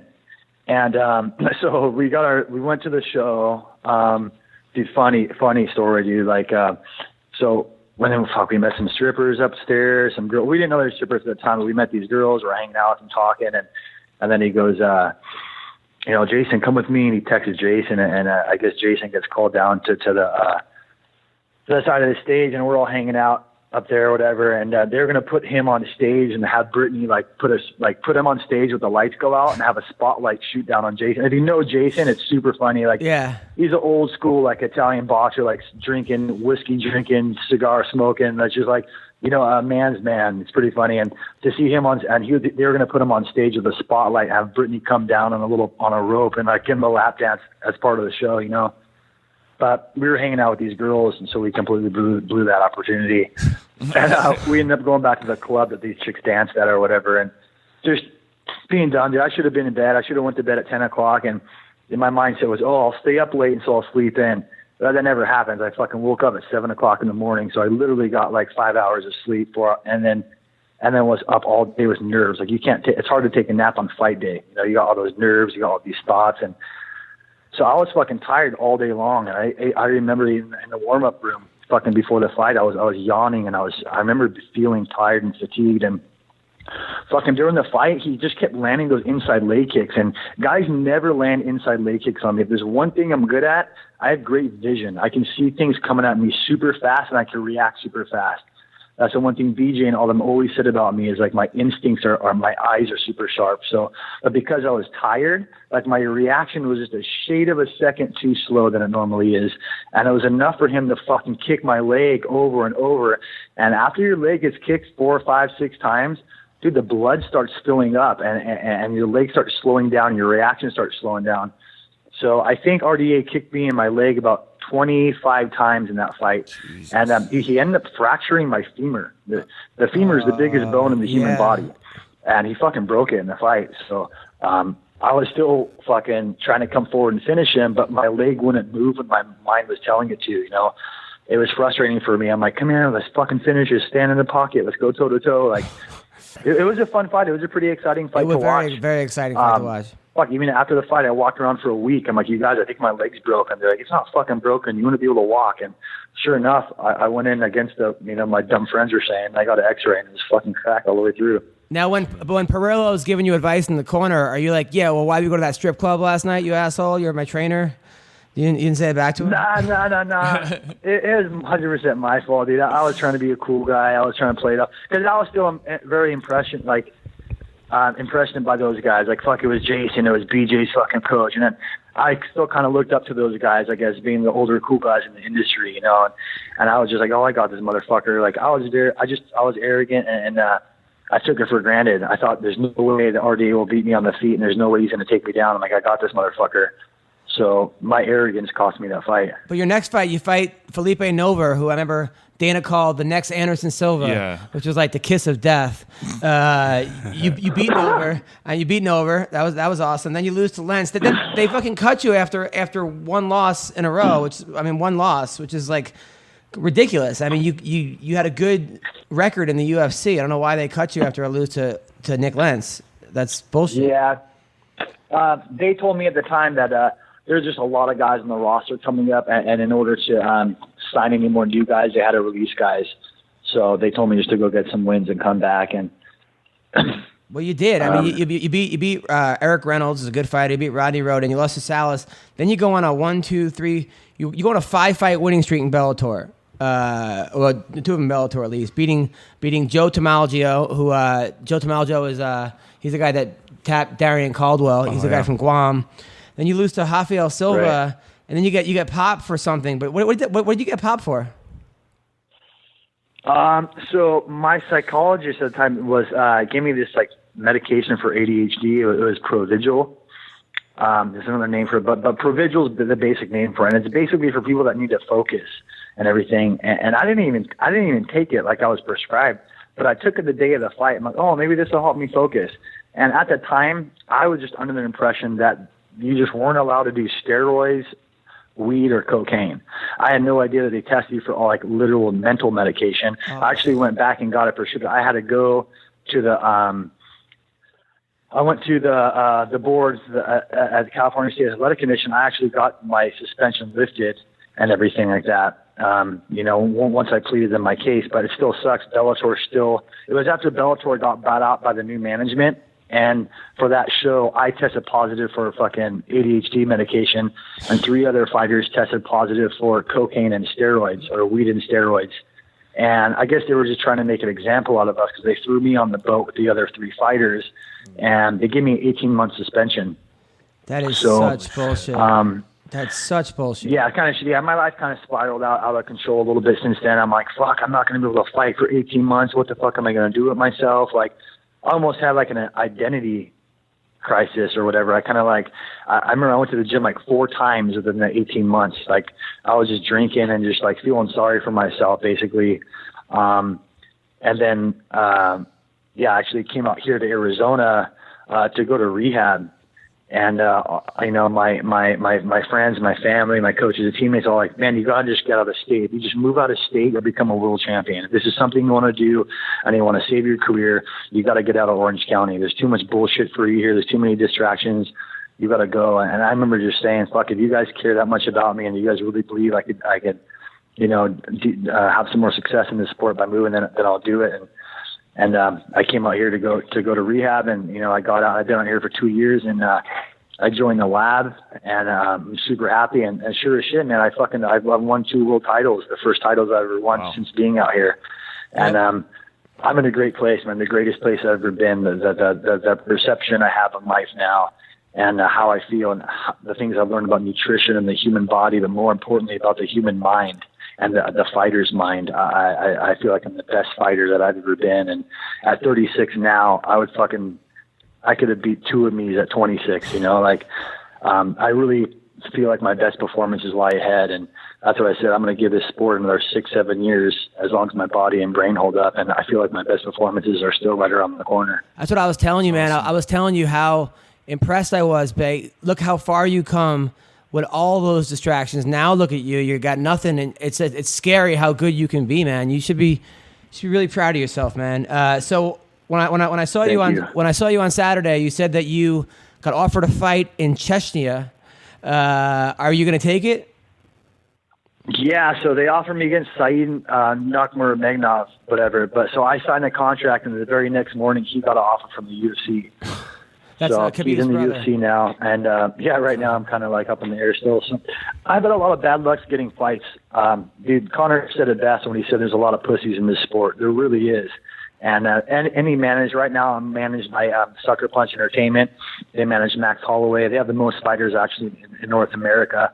But they even told me that, man, we have more problems with you getting fights than we have with any other clients. And I've kind of had that my whole career, whether it's guys getting hurt or guys backing out, or I guess I have a very violent style. Guys that fight, even guys that beat me through decision, they're usually banged up and busted up pretty bad. I hit pretty hard and I have a hard chin, so I'm a tough fight for most guys' style, and because of that, it's hard for me to find fights. So. Well, man, I just keep positive and keep training. And well, you got a great story, Rob, and I'm honestly I'm a huge fan, dude. I'm a huge fan. I'm a friend. I think I had such a good time hanging out with you. You're such a down to earth guy. I think that you should, in your free time, be going to like schools and fucking making some money on the public speaking circuit, because you have such a good story, man. I mean, I think there's a fucking movie I'd here. love to, man. I think there's a movie here for real.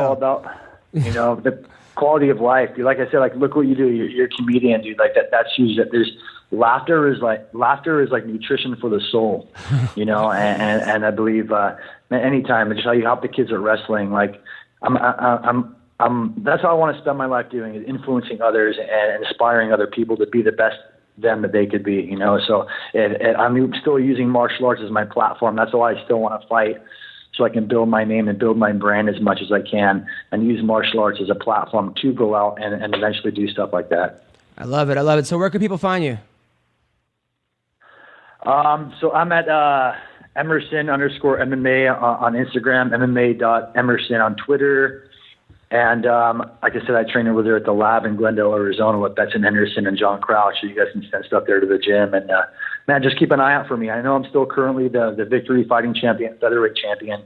And I might be going back to that show or fighting at different shows. But just keep an eye out for me, guys. I really intend to still make some waves in these lighter divisions. Well, thank you so much, man. Have a good rest of the week. My pleasure. Appreciate you guys. All right, Thanks see you, for buddy. supporting our sport. Take care. All right. That was Rob Emerson. That's cool. Yeah. Nice Dope dude. story. Yeah, right? Yeah. I fucking, it's like crazy. Like, Yeah. Guy gets out of jail and fights Jens Paul. That would, First professional they would never fight. do that now. Like, No. They would never be like, oh, hey, you have zero fight experience. Fight the Yeah. champ. And then he takes him the distance. Yeah. With a fucking broken arm. When he was talking, I got the same thing like Rocky won, like going to. Yeah, like I just got to go the distance. That's cool. That is cool, right? Also, this UFC 223 card was supposed to be headlining by Tony and Khabib. Yeah. I guess the co-main event is going to be Rose versus Joanna for the. I'm happy that they're giving her another fight against, because because I think she deserves it. She won 5 in a row. Yeah. I understand Garbrandt.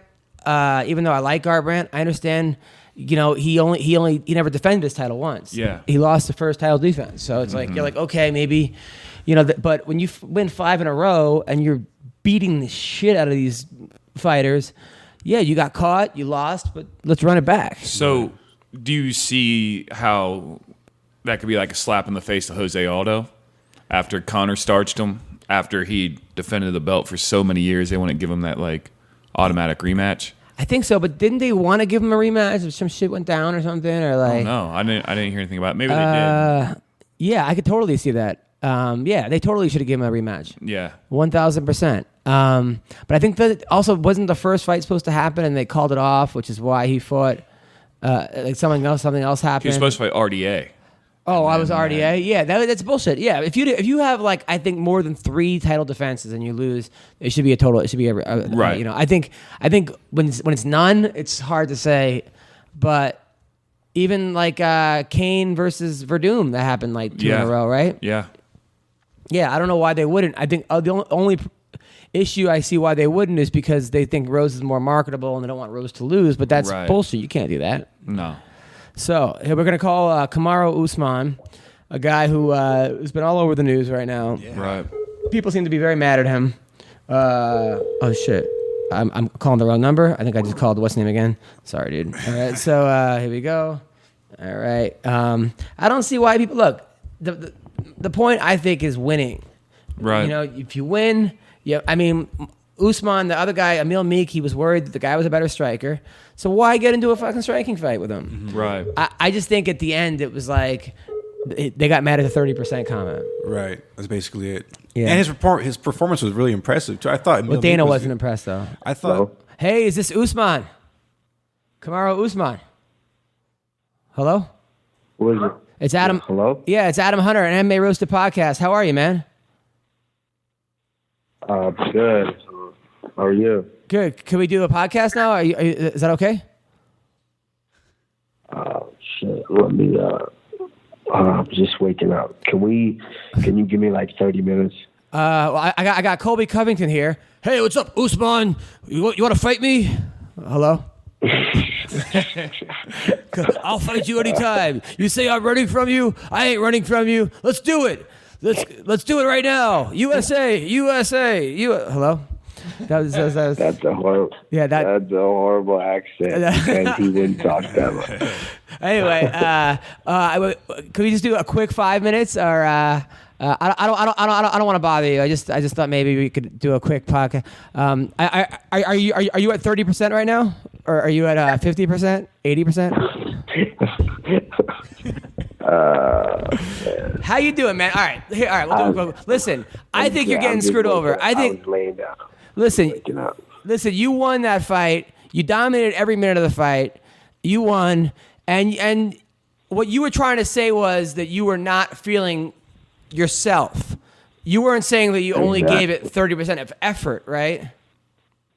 Yeah, that makes no sense if you really think about it. Why would I give 30% effort? I'm in this to compete. I meant I was at 30% health. I had a lot of things wrong. I had some really serious injuries, but I didn't want to pull out of the fight because, I like some guys would. They would pull out of the fight, and that would completely screw Mac of all the training and things like that, and plus all the talk that he put into it. So I didn't just want to pull out of the fight, so I decided to stick it out, tough it out, and go through it because I know even at 30%, I can still dominate anybody in the world. Right. Exactly. I think it was just the way it came across. People were like, "Oh, people were mad." But do you think that? But you still won every fucking minute of. Yeah. What do they want from you? You get emotional after the fight, so yeah, that's why I came across that way. Right. Now, has Colby responded to your call out? No, I don't know. I kind of unplugged from social media the last day or two, but no, I doubt he responded. He's not going to respond because I'm in a fight he doesn't want. So why would he respond? Yeah. Now, what do you think about Trump calling your place a shithole? That's bullshit, right? Nigeria. Well, were you upset about that? Because he said Nigeria, and I was like, dude, I love Nigeria. I mean, people that are so nice there. And what is that? No, I try not to, really dig into politics. But of course, when you hear certain things like that, it's upsetting, and it just shows, kind of the bigot mindset that still is in effect. But it is what it is. They can't say that about Nigeria. Nigeria is not a shithole. The only problem is we've got some corrupt leaders who have taken all the money and put it in their accounts, which kind of dried up the whole country because there's so much money. We have money. We have oil. We have diamonds, gold. We have everything. So many resources in Africa, but it's just when the politicians take all the money, it leaves everybody dry. But it's an amazing country. A lot of people don't know this, but the second largest film industry in the world is in Nigeria. Oh, wow. Yeah, I've seen some great Nigerian porn. Holy shit. It's unbelievable. It's just... Okay, yeah. No, but everybody, as far as immigrants from Nigeria, I've met the best people. I can name. I mean, you, the Njagowani brothers, Godfrey, there's a lot more. It's just great. The nicest fucking people, most talented people. Samuel Peter, I never met him, but he seems like a nice guy. What's are you kidding me? We need people. If you weren't here, who would they have booed Saturday night? We need you, right? Hello. I didn't hear that. What'd you say? I said, if you weren't here, who would the crowd have booed? Right? I mean, we need people. We need you, Kamaru. So, I don't know. So, I don't know. No, I thought you looked great, man. Honestly, you dominated every minute of the fight, and you won the fight. You won. If you want to boo someone, boo Emil Meek. He couldn't figure you out. That's the point is to win. The point isn't that you go out there and knock the other guy out in 15 seconds. That's never going to happen. And the guys who do that every time end up getting knocked out themselves. You are a smart fighter. A smart fighter. Yeah, I mean, the issue I think was, lately in the last 3 fights, fans have grown accustomed to me dominating strikers, keeping them up and just beating them up. And you saw in the last fight, I flatlined the guy. And so... fans get accustomed to that and they get used to that. When you give them anything different, they don't like it. Right. Now the word on the street is that you and Colby might coach the Ultimate Fighter against each other. Is that true? That's what I would love, but it's always up to the UFC, where they're the judge, jury, and executioner. So it's always up to them. So right now we just have to wait and see. Now the fight last week, it was in St. Louis. Right, St. Louis. Mm-hmm. Did you hook up with any hot St. Louis chicks afterwards? No, absolutely not. Why not? My girlfriend was there. You're saying she's not hot? That's what the hell kind of bullshit is that? I've seen your girlfriend. She's a very attractive woman, by the way. Very, very, very fit. Yeah, she's hot. But no, I was there to take care of business. I had a lot of things to worry about, especially with the injuries and things that were on my mind. So performance was, just going out there and making sure that I continued on my winning track was on my mind. Well, I want you to know that after that night, I humped my wife for 15 minutes and told her I was only 30% afterwards. So you completely... I'm sure she didn't believe you. So now this weekend, Daniel Cormier versus Volkan, and then we got Stipe versus Ngannou. Who do we like in these fights?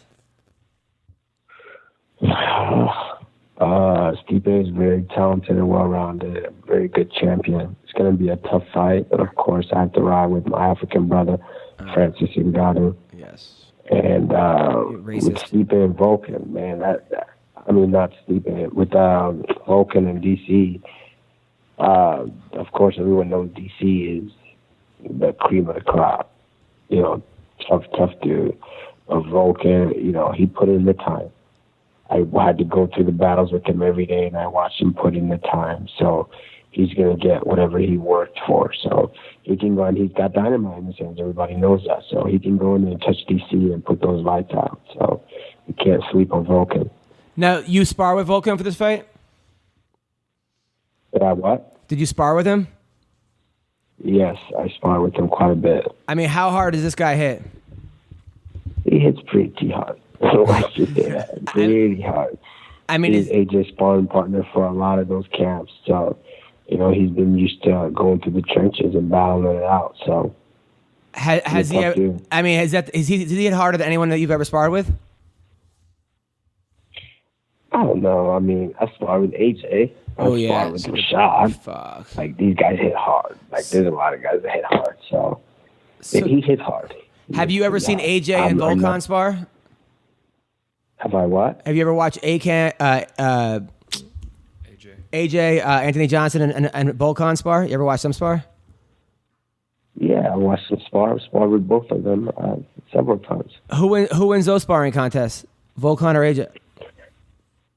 I'm not gonna say who wins those. Come on, tell us. Give us some. For a lot of the sparring where AJ was training at the height of his career, Volkan was one of his main training partners. So, and he survived. So, that would tell you something, that he's tough enough to be there. So Volkan. So you're saying Volkan dominated him every time in sparring, because that's what we're going to put for the title of the podcast. Volkan destroyed Anthony Johnson in sparring. By the way, You can put that, but you saw what Anthony did to all his opponents. So you can put whatever you want to put. It's a very good point. By the way, people don't believe you. By the way, you do a great job commenting for Titan FC. I got to say, man, you do a really good job. You have a future in broadcasting. Thank you. I appreciate that, man. No, it's true. I'm very impressed, man. I honestly think people don't know you like I know you. I mean, we've hung out thousands of times, and I honestly, you're a good guy, man. You're a guy. You came from nothing. You came out here. You were at the Olympic Training Center. You had to plunge toilets there. You worked your ass off. You never made the team. Everybody was like, kind of looked at you. They were like, "Oh, that's Usman. Good luck with your career." And now look at you, man. You're killing it. You're killing it, bro. I don't know if I plunged toilets, but it just attests to hard work. I worked and put in the time, and I have big goals for myself.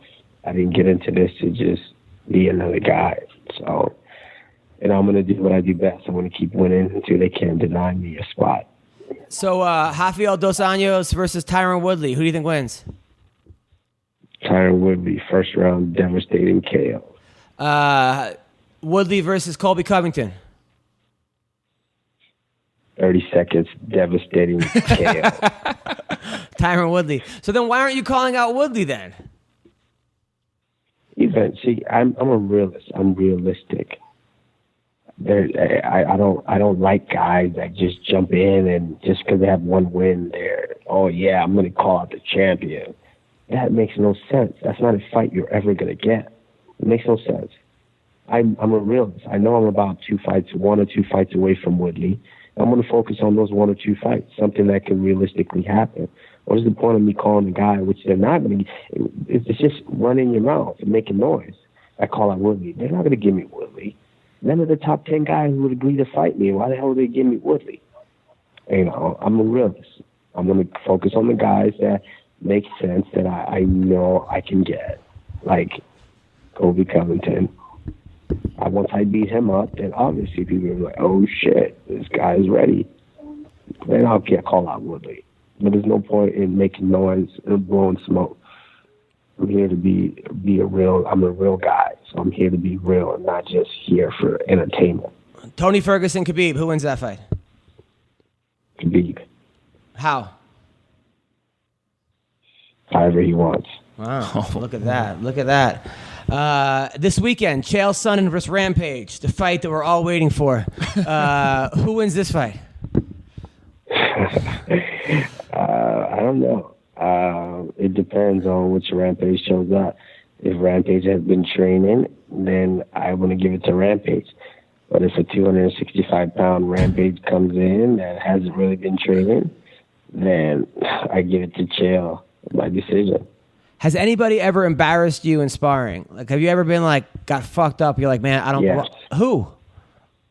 Rashad Evans. Wow, look at that. Bad. Really? Well, that's about 3 years ago. 4 years ago. He was on the road for a while. This was about 4 years ago when he was before the knee injuries. Right. He was on the road, and I'm like, oh, he hasn't been training in a month. He ain't got shit. I've been training nonstop for like 8 months. Oh, he can't do anything. He comes in the sparring cold, not even warmed up, beats the shit out of me. He just dog shit out of me. I just remember going home that whole day and I didn't want to talk to him. Well, I mean, yeah, but you got better. That's the thing, man. It's like same with comedy. You don't get better from the shows you kill. It's when you bomb. Exactly. When you bomb and you have to think, I don't belong here. What have I done? Why am I doing this? That's when you come back, and that's what gets you better. Unfortunately, you have to be there when you bomb, and you got to be there when you get your shit beaten out of you. So, 1,000%. And I've bombed plenty of times. So, I hear you. Now, Rashad has 7 kids. Have you told them to kind of use protection at any time? Or I mean, I know you're friends with them. He has 4 kids, not 7. 4 that he knows of. I mean, aren't you a friend? And don't you say, hey, Rashad, listen, man, you're having too many kids. You might just want to, use protection. No, I haven't had that talk. He's the big brother. I can't give him those talks. All right. How many kids do you have? I have 1 daughter. Congratulations. How old? She's 3.5. Are you gonna have her wrestle? Hell no. Really? She's a gymnast. She's a gymnast, but she hits mitts and stuff. So she works on the bag, so she knows how to throw a punch. What, did she get mad at you for saying the 30% comment? Was she when you came home and she was like, "Daddy, it wasn't clear what you meant"? No, she didn't get mad. Oh, all right. She thought I was talking about juice or something. Well, listen, buddy. I know you're tired. You're not even going to remember this in the morning, even though it's totally normal to nap at 5 o'clock in the afternoon. But listen, thank you for being on the podcast. I'm a huge fan of yours. I hope you win the belt one day. I think you will. You have all the talent in the world, man. So thank you. I appreciate it, man. I appreciate it. Thank you. Take care, buddy. All right, see you, buddy. Bye. All right, bye-bye.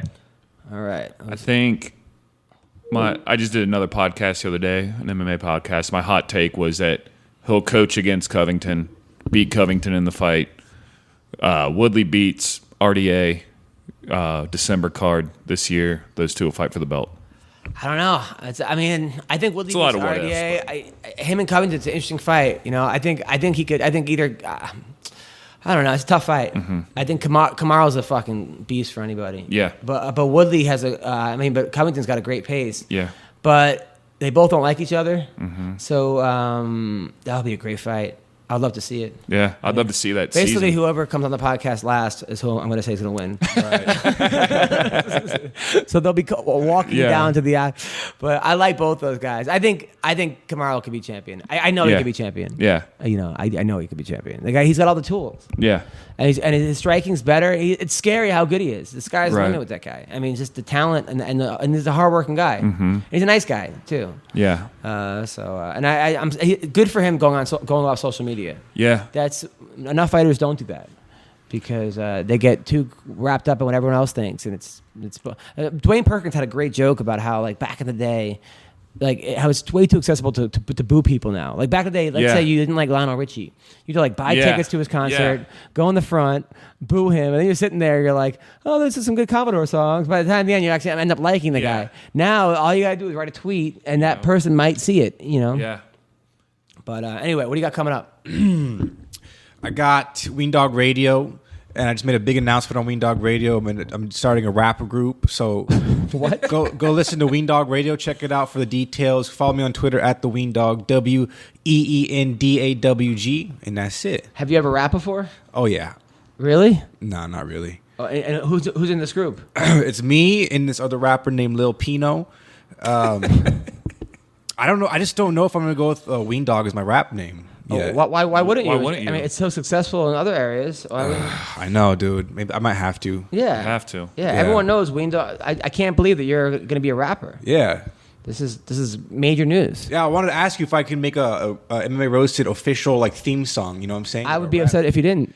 Yeah. All right, dude. That's it. That's the only way this is going to work. Okay. Appreciate it. And then what do you got coming up? Every Thursday night in Santa Monica at Bear Burger, I run the Grass-Fed Comedy Show. And you can see some of my writings. I'm writing for MMA Sucka now, so head over there and check out a couple of the articles I just posted.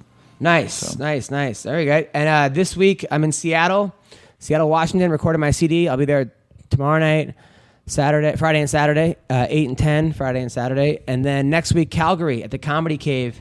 Hit me up for tickets to Calgary, Comedy Cave. And then February, I'm all over the world. And then, I got a lot of stuff coming up. So hit me up. Follow Adam Comedian. Also, give us a good review on iTunes. Also, listen, people, this is important. If you ever shop on Amazon.com, if you buy stuff off Amazon, go to my website, adamhunter.com, and click my banner. That I have 2 Amazon banners there, and then go through that way. It helps me out. I'm part of the affiliate Amazon program, and then so go through my banner at Amazon on adamhunter.com. Mm-hmm. So that's how you want to do it. Thank you to our sponsor, Speedweed. Thank you to Kamaru Usman. Thank you to Rob Emerson. Thank you, Justin. Yeah. You're a great guy. I want to have you back on. And thank you, Weendawg. No problem, dude. Take care, guys. See you. Trap songs and trap dansen. Түүний сонсдог хөгжим дур булаан. Даадаж дуулан дур булаа мууруулаа.